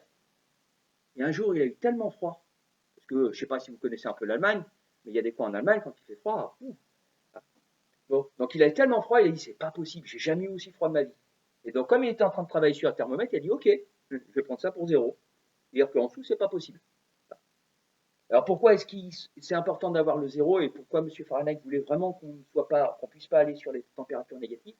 Parce que dans pas mal de formules de physique, on divise par la température. Et donc 0, ça pose un problème. Vous avez eu en maths, divisé par 0, c'est pas facile.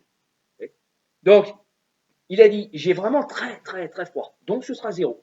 Donc pareil, il a construit son petit cylindre avec le mercure, il a été mettre ça, alors je ne sais pas trop, dehors et tout, et puis il a regardé où elle est très, et là il a marqué 0.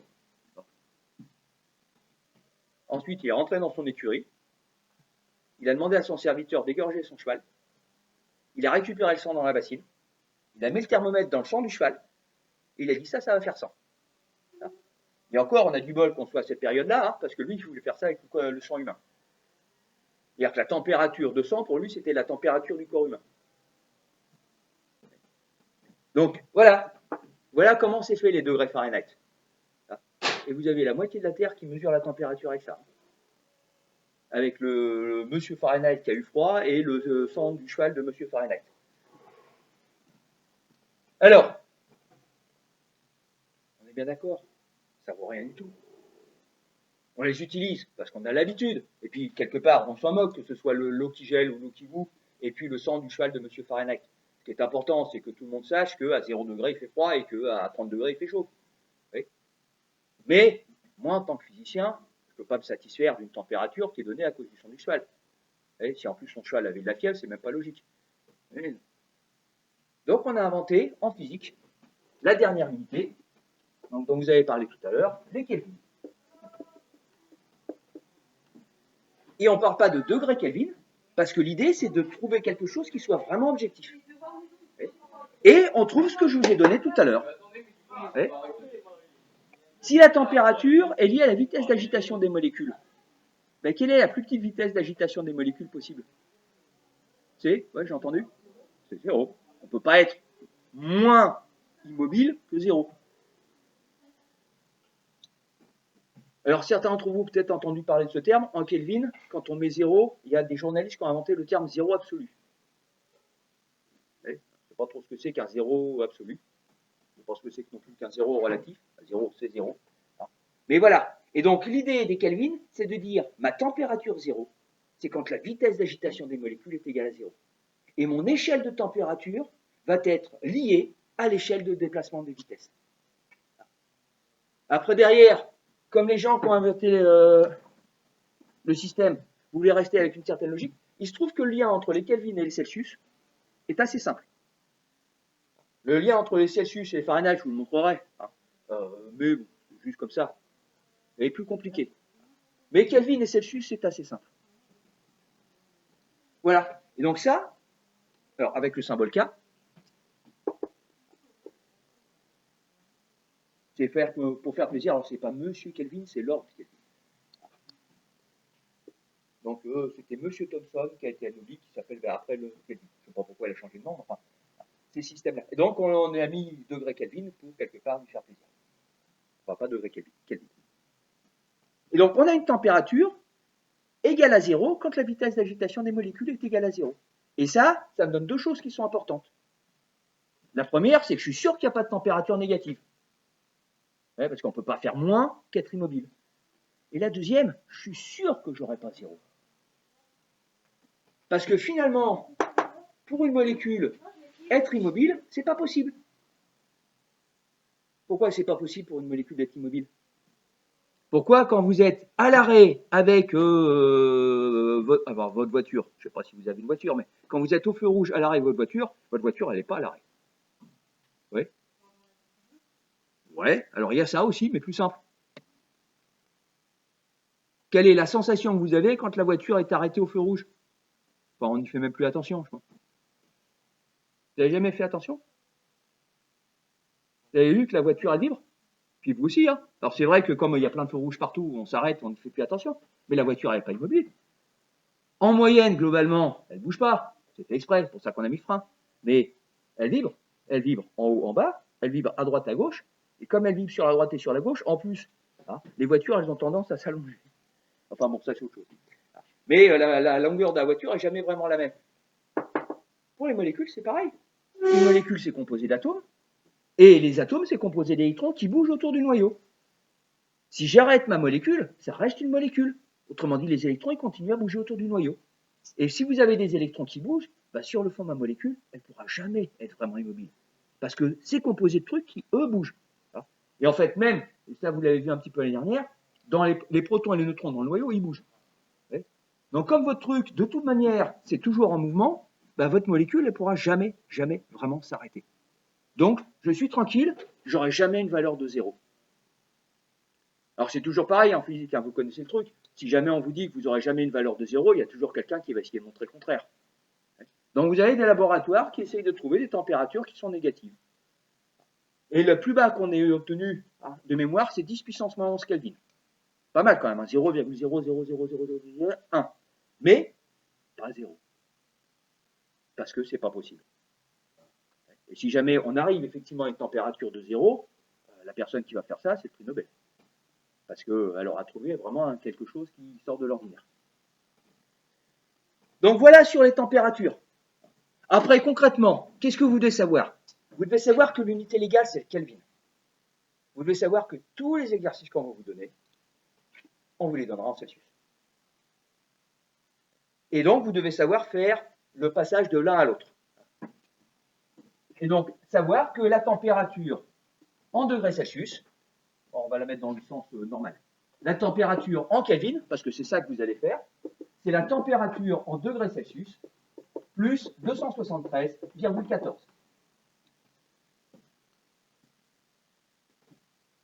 C'est-à-dire que quand vous avez 0 degrés Celsius, vous avez 273,14 Kelvin.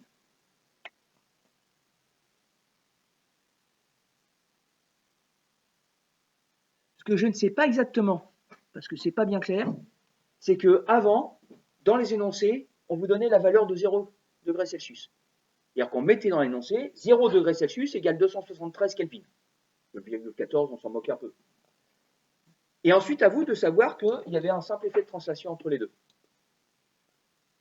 Là, maintenant, avec le nouveau programme où il y a plus de choses que vous êtes censé savoir par cœur, c'est pas bien clair pour ce 273. Je pense qu'on vous le remettra, mais c'est pas sûr. Juste par curiosité, les Fahrenheit, c'est, alors que je fasse pas d'erreur, 9/5 de la température en degrés Celsius plus 32.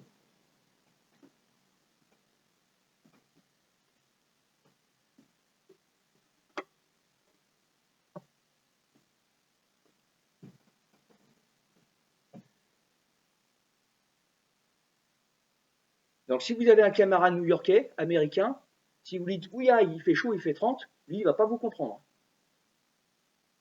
Parce que lui, 30, c'est 0 degrés Celsius. Et en plus, comme ici, vous avez le facteur 9/5, 1,8, donc il n'y a même pas une linéarité. Quand on est à 100 degrés Celsius chez nous, on est à 212 chez eux. Quand nous, on est à 30, 30, que je fasse le calcul, voilà, on est presque à 90 degrés Fahrenheit. Oui. Mais bon, ça, si vous ne voulez pas le savoir, c'est pas un problème, vous n'aurez pas de questions là-dessus. Est-ce que vous avez des questions sur cette partie-là? Non? Alors, on va passer maintenant à une partie révision, une partie par révision. Normalement, c'est des révisions, mais comme vous faites partie de ceux qui n'ont pas forcément eu le programme de seconde tout à fait complet, comme l'année dernière, il y a eu le confinement, je ne sais pas si vous avez vraiment tout fait.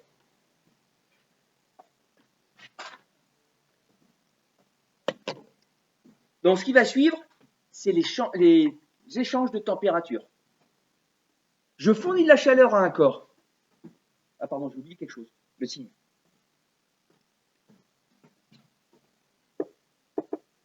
Qu'est-ce que ça veut dire si j'ai Q positif pour mon système? Alors, on a vu ça en mécanique. Vous vous rappelez, et c'est pour ça que j'ai insisté dessus, Q positif, ça veut dire un échange de chaleur positif entre le système et le milieu extérieur. Et un échange de chaleur positif entre le système et le milieu extérieur, ça veut dire qu'il fait quoi le système? Oui, c'est l'inverse. Voilà. Quand Q est positif, ça veut dire que mon système reçoit de la chaleur. Quand Q est négatif, mon système perd de la chaleur. L'idée, c'est qu'on a gardé la logique du système, quand il y a un moins, c'est qu'on perd. Finalement, quelque part, la même chose que votre compte en banque. Quand c'est négatif, il faut commencer à s'inquiéter. Donc, ça, je pense qu'il faut que vous le notiez. Q positif, le système reçoit de la chaleur.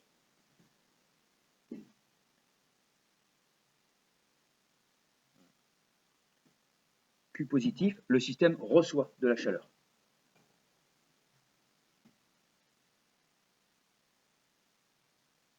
Q positif, le système reçoit de la chaleur. Et puis l'inverse, Q négatif, le système perd de la chaleur.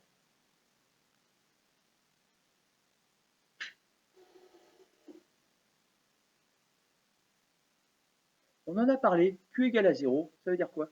Pardon, Q égale à 0, ça peut vouloir dire quoi? Oui. Voilà. Première application, Q égale à 0, il n'y a pas d'échange de chaleur. Deuxième application. Deuxième idée. Oui. Ouais. Deuxième idée, pendant que je fais mon étude, pendant un certain temps, je reçois de la chaleur, pendant un certain temps, je perds de la chaleur. Et la somme des deux fait un bilan nul. Donc il y a deux manières d'avoir Q égale à 0. Soit il n'y a pas d'échange du tout, soit il y a deux échanges de sens contraire. Supposons Q positif. Quelles sont les conséquences possibles sur mon système, quelle que soit la nature de mon système? Il y a un premier truc qui me paraît évident. Je reçois de la chaleur, qu'est-ce qui se passe pour moi? Ouais, c'est chaud. Et donc ça se traduit comment? Objectivement? Ah, ouais, voilà. Première idée, je reçois de la chaleur, j'ai ma température qui augmente. Clair. Donc il va falloir voir le lien, et normalement vous l'avez vu l'année dernière, mais je vous dis, j'en suis pas tout à fait sûr. Donc rappelez la formule de l'échange de chaleur. Deuxième possibilité, normalement que vous auriez dû voir en seconde. Pensez à ce qui se passe quand vous faites chauffer la casserole pour faire cuire des pâtes. Est-ce que je fais que augmenter la température de l'eau? Oui. Alors, il y a un lien avec la densité, mais indirect, et c'est pas ça que je cherche. Vous n'avez jamais fait cuire de pâtes? Si. Quand est-ce que je sais que la température est suffisamment bonne pour que je mette mes pâtes? Je mets un thermomètre dedans? Non, qu'est-ce que je regarde? Ah ouais. Et si ça bout, ça veut dire quoi concrètement pour mon système? Pour mon eau? Ouais. Et donc, avec des mots plus simples,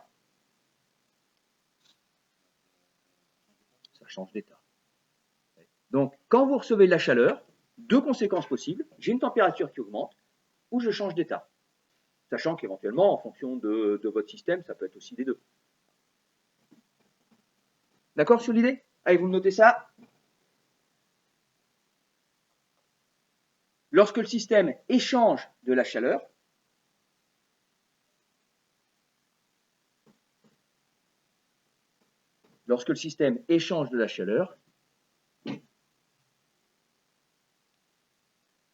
avec le milieu extérieur,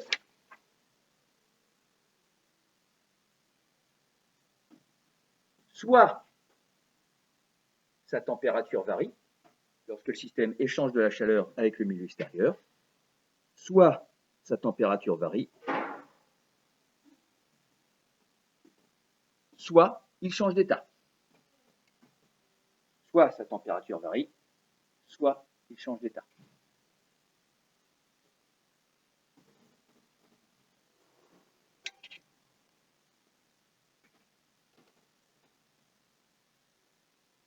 Je vais étudier les deux cas de manière indépendante.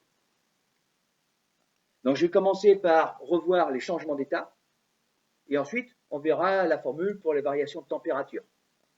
Alors, dans un exercice, je peux mêler les deux, mais essentiellement, on va quand même séparer. Donc, là, je travaille sur les changements d'état. Donc, on est bien d'accord, changement d'état, c'est solide-liquide, liquide-gaz, ou l'inverse. Vous avez remarqué que quand je vous ai parlé de ça, on reçoit de la chaleur, qu'est-ce qui se passe?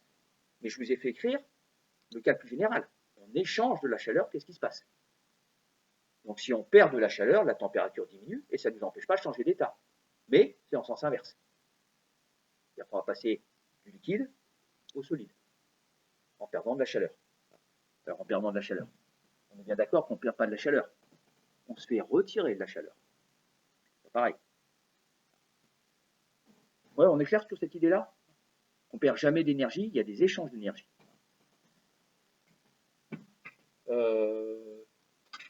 Spontanément, cet échange d'énergie, en termes de température, ça va se diriger comment?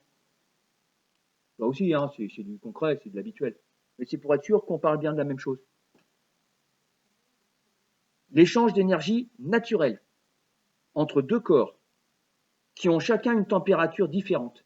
Cet échange d'énergie naturelle, il va de quel corps vers quel corps? Ouais, mais plus précisément, ça va toujours du corps qui est caractérisé par quelle valeur de température avec le corps qui est caractérisé par quelle valeur de température. Enfin, ce que je vous demande, c'est des phrases compliquées pour un truc évident. L'échange naturel de chaleur, il va toujours du chaud vers le froid. Oui. La question était compliquée, mais on peut faire du froid vers le chaud. Par exemple, chez vous, qu'est-ce qui fait du froid vers le chaud?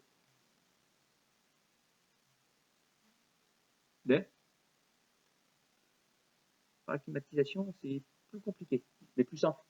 Ouais. L'autre? Ouais, frigo. Vous n'avez jamais mis la main derrière le frigo? Allez mettre la main derrière le frigo ce soir, vous allez voir, c'est chaud. Parce que fait un frigo? Le frigo, il retire de la chaleur à un corps qui est déjà froid et il envoie cette chaleur vers un corps chaud. Pour ça que derrière le frigo, en fait, il fait chaud. Après, les mécanismes ne sont pas les mêmes, mais globalement parlant, le frigo et la pompe à chaleur, c'est la même chose.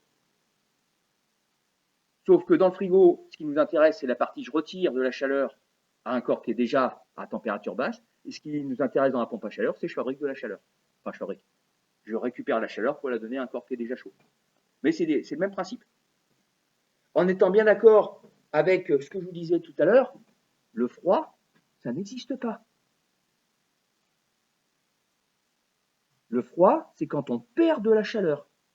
Donc la notion de froid elle-même n'existe pas. C'est très important d'avoir ça en tête. On ne fabrique pas du froid. On retire du chaud.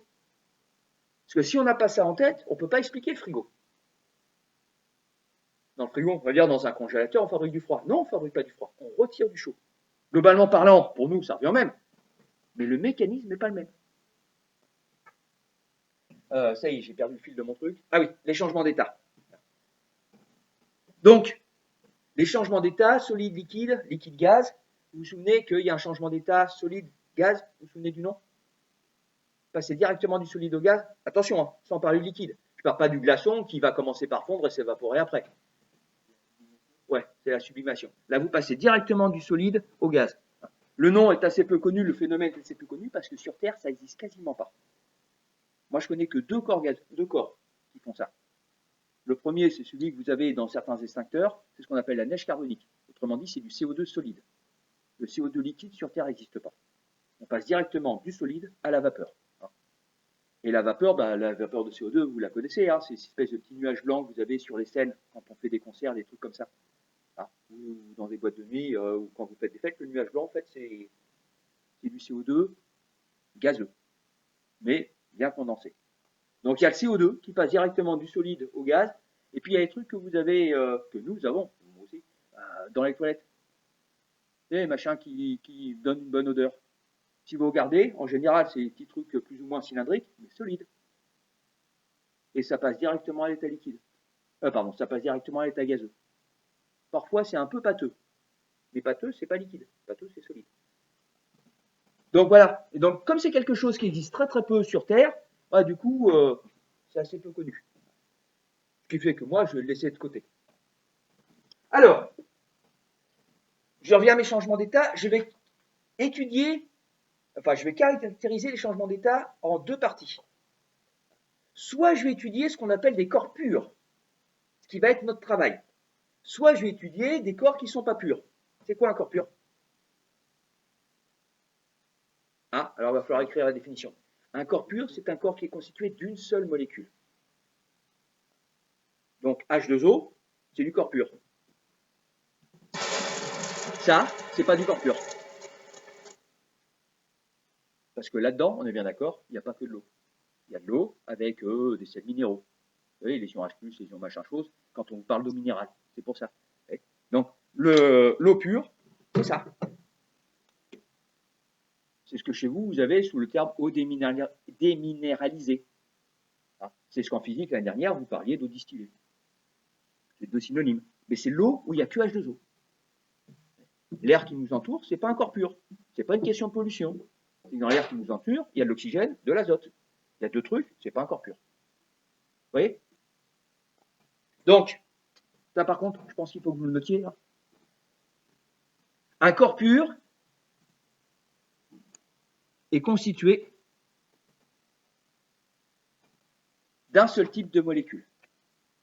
Un corps pur est constitué d'un seul type de molécule.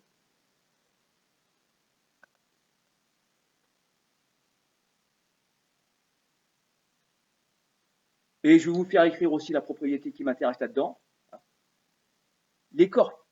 Le changement d'état d'un corps pur. Donc un corps pur est constitué d'un seul type de molécule. Le changement d'état d'un corps pur se fait à température constante.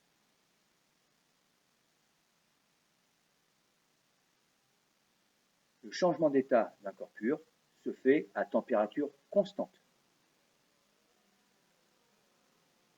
L'échange de chaleur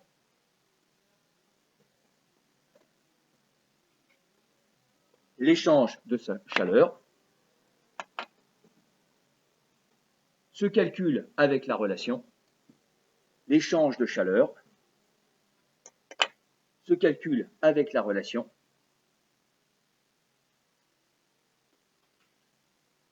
Et donc la formule, c'est Q égale M Q multiplie L majuscule.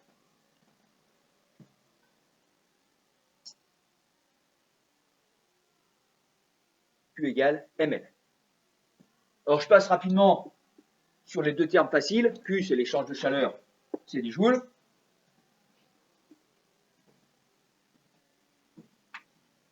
M, c'est la masse.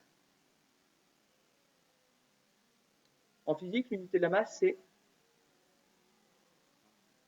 Ah, justement, c'est là où il faut faire attention. En physique, l'unité de la masse, kilogramme. Vous vous rappelez tout à l'heure, quand j'ai fait mon satellite géostationnaire, la masse de la Terre, c'était 6 × 10⁻24 kg. Donc, il faut bien faire attention. C'est vraiment, j'allais dire, le piège. C'est que là, c'est des kilogrammes. Alors, lui, c'est ce qu'on appelle la chaleur latente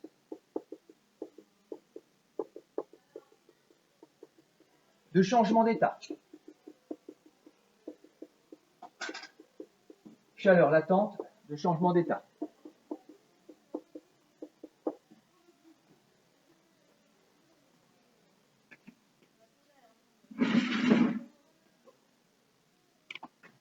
Chaleur latente de changement d'état.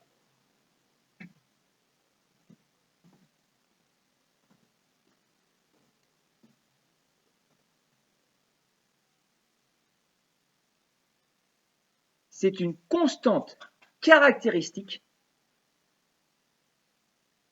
Donc, chaleur latente de changement d'état, c'est une constante caractéristique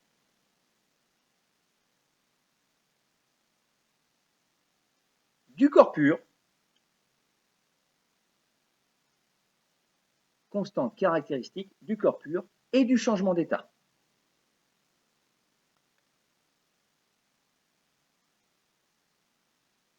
Constante caractéristique du corps pur et du changement d'état.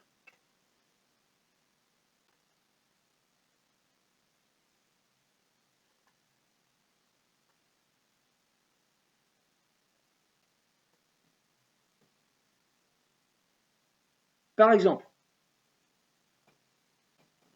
si je prends le changement d'état solide-liquide, on appelle non, la liquéfaction, c'est l'autre.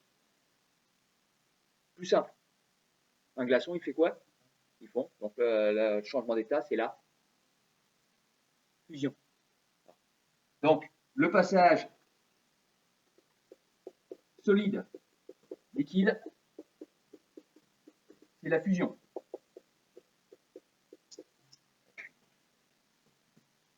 Donc, la chaleur latente de fusion de l'eau, alors ça devient compliqué, hein. Chaleur latente de fusion, je mets un petit F, et puis de l'eau, je mets H2O. En gros, 333 000 joules par kilogramme. 333 000 joules. Je ne sais pas si vous vous rendez compte par rapport aux valeurs numériques qu'on a vues en mécanique, c'est énorme.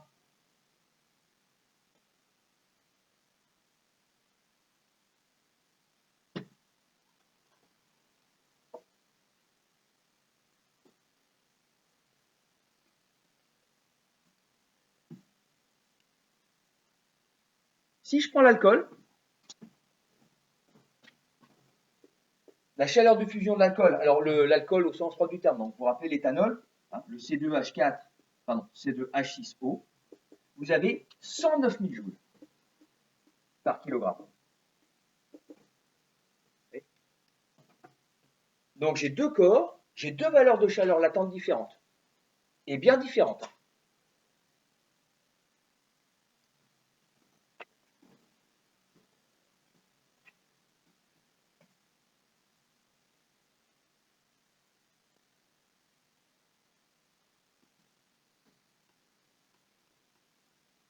Bon, ce n'est pas des valeurs à savoir par cœur, mais par contre, c'est des valeurs qu'on va utiliser dans les applications.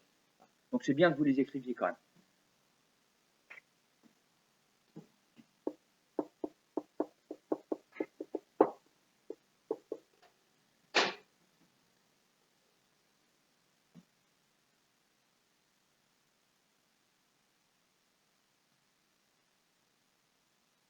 liquide gaz. Mon changement d'état, je l'appelle comment? Ouais, évaporation. Ça peut être quoi aussi? Alors, évaporation ou vaporisation, hein, c'est deux synonymes, c'est le terme standard. Il y a quand même un autre mot qui désigne une autre manière de faire les choses. Et là, je repense à ce qu'on a dit sur mon eau pour les pâtes.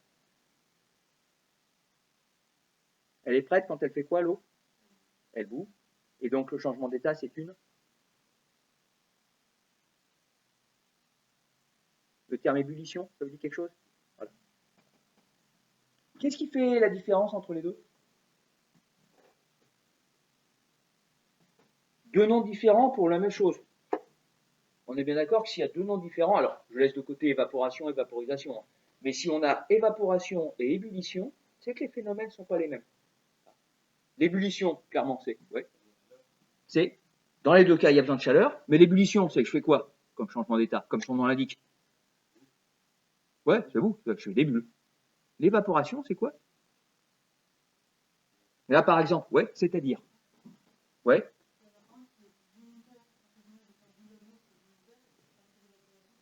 ah, c'est vrai aussi, on est d'accord. Mais comment ça se passe? On est en hiver, là. Il fait 0 dehors. Pourtant, quand la neige va fondre, parce qu'elle va finir par fondre, ça va faire des flaques d'eau, et finalement, la flaque d'eau, elle va disparaître.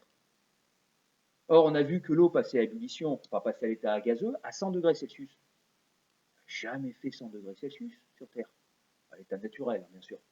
Donc finalement, comment ça se fait que mes flaques d'eau, elles puissent partir? Puisque si je ne suis pas à 100 degrés Celsius. Le phénomène d'évaporation, c'est que, alors vous l'avez vu en SI, c'est équivalent du phénomène de convection. C'est-à-dire que l'idée, c'est que je vais avoir un vent ou quoi que ce soit, et la partie superficielle de l'eau va passer à l'état gazeux. Et ensuite, avec votre vent, vous retirez la partie qui est passée à l'état gazeux. Donc du coup, les molécules du dessous vont passer à l'état gazeux, vous retirez, les molécules du dessous vont passer à l'état gazeux. Bon, on continuera ça mardi prochain. Donc vous vous souvenez, la prochaine fois, hein, donc contrôle, comme d'habitude, 1 heure. Et donc ce sera voilà, la partie thermodynamique, enfin il y aura un gros exercice vraisemblablement de satellite, et puis il y aura une petite partie thermodynamique, parce que pour l'instant on n'a pas fait grand chose, quoi. Ah. Mais voilà, essentiellement quand même du satellite.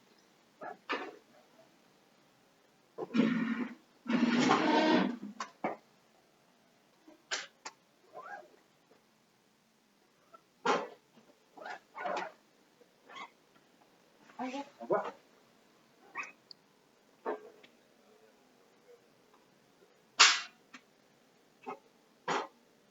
Oula, qu'est-ce qui s'est passé?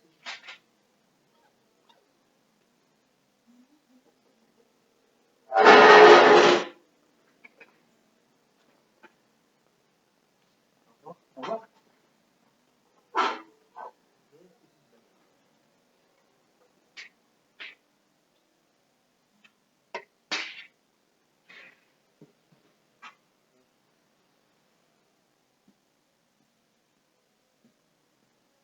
Au revoir.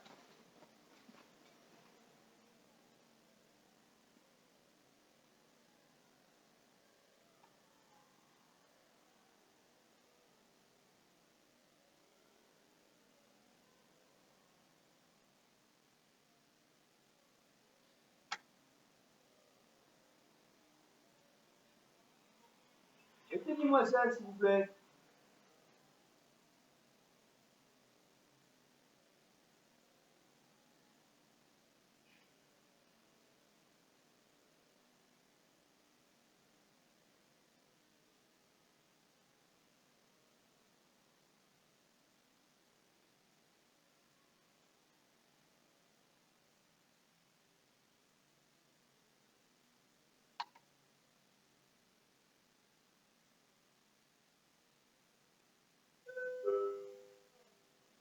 S'il vous plaît.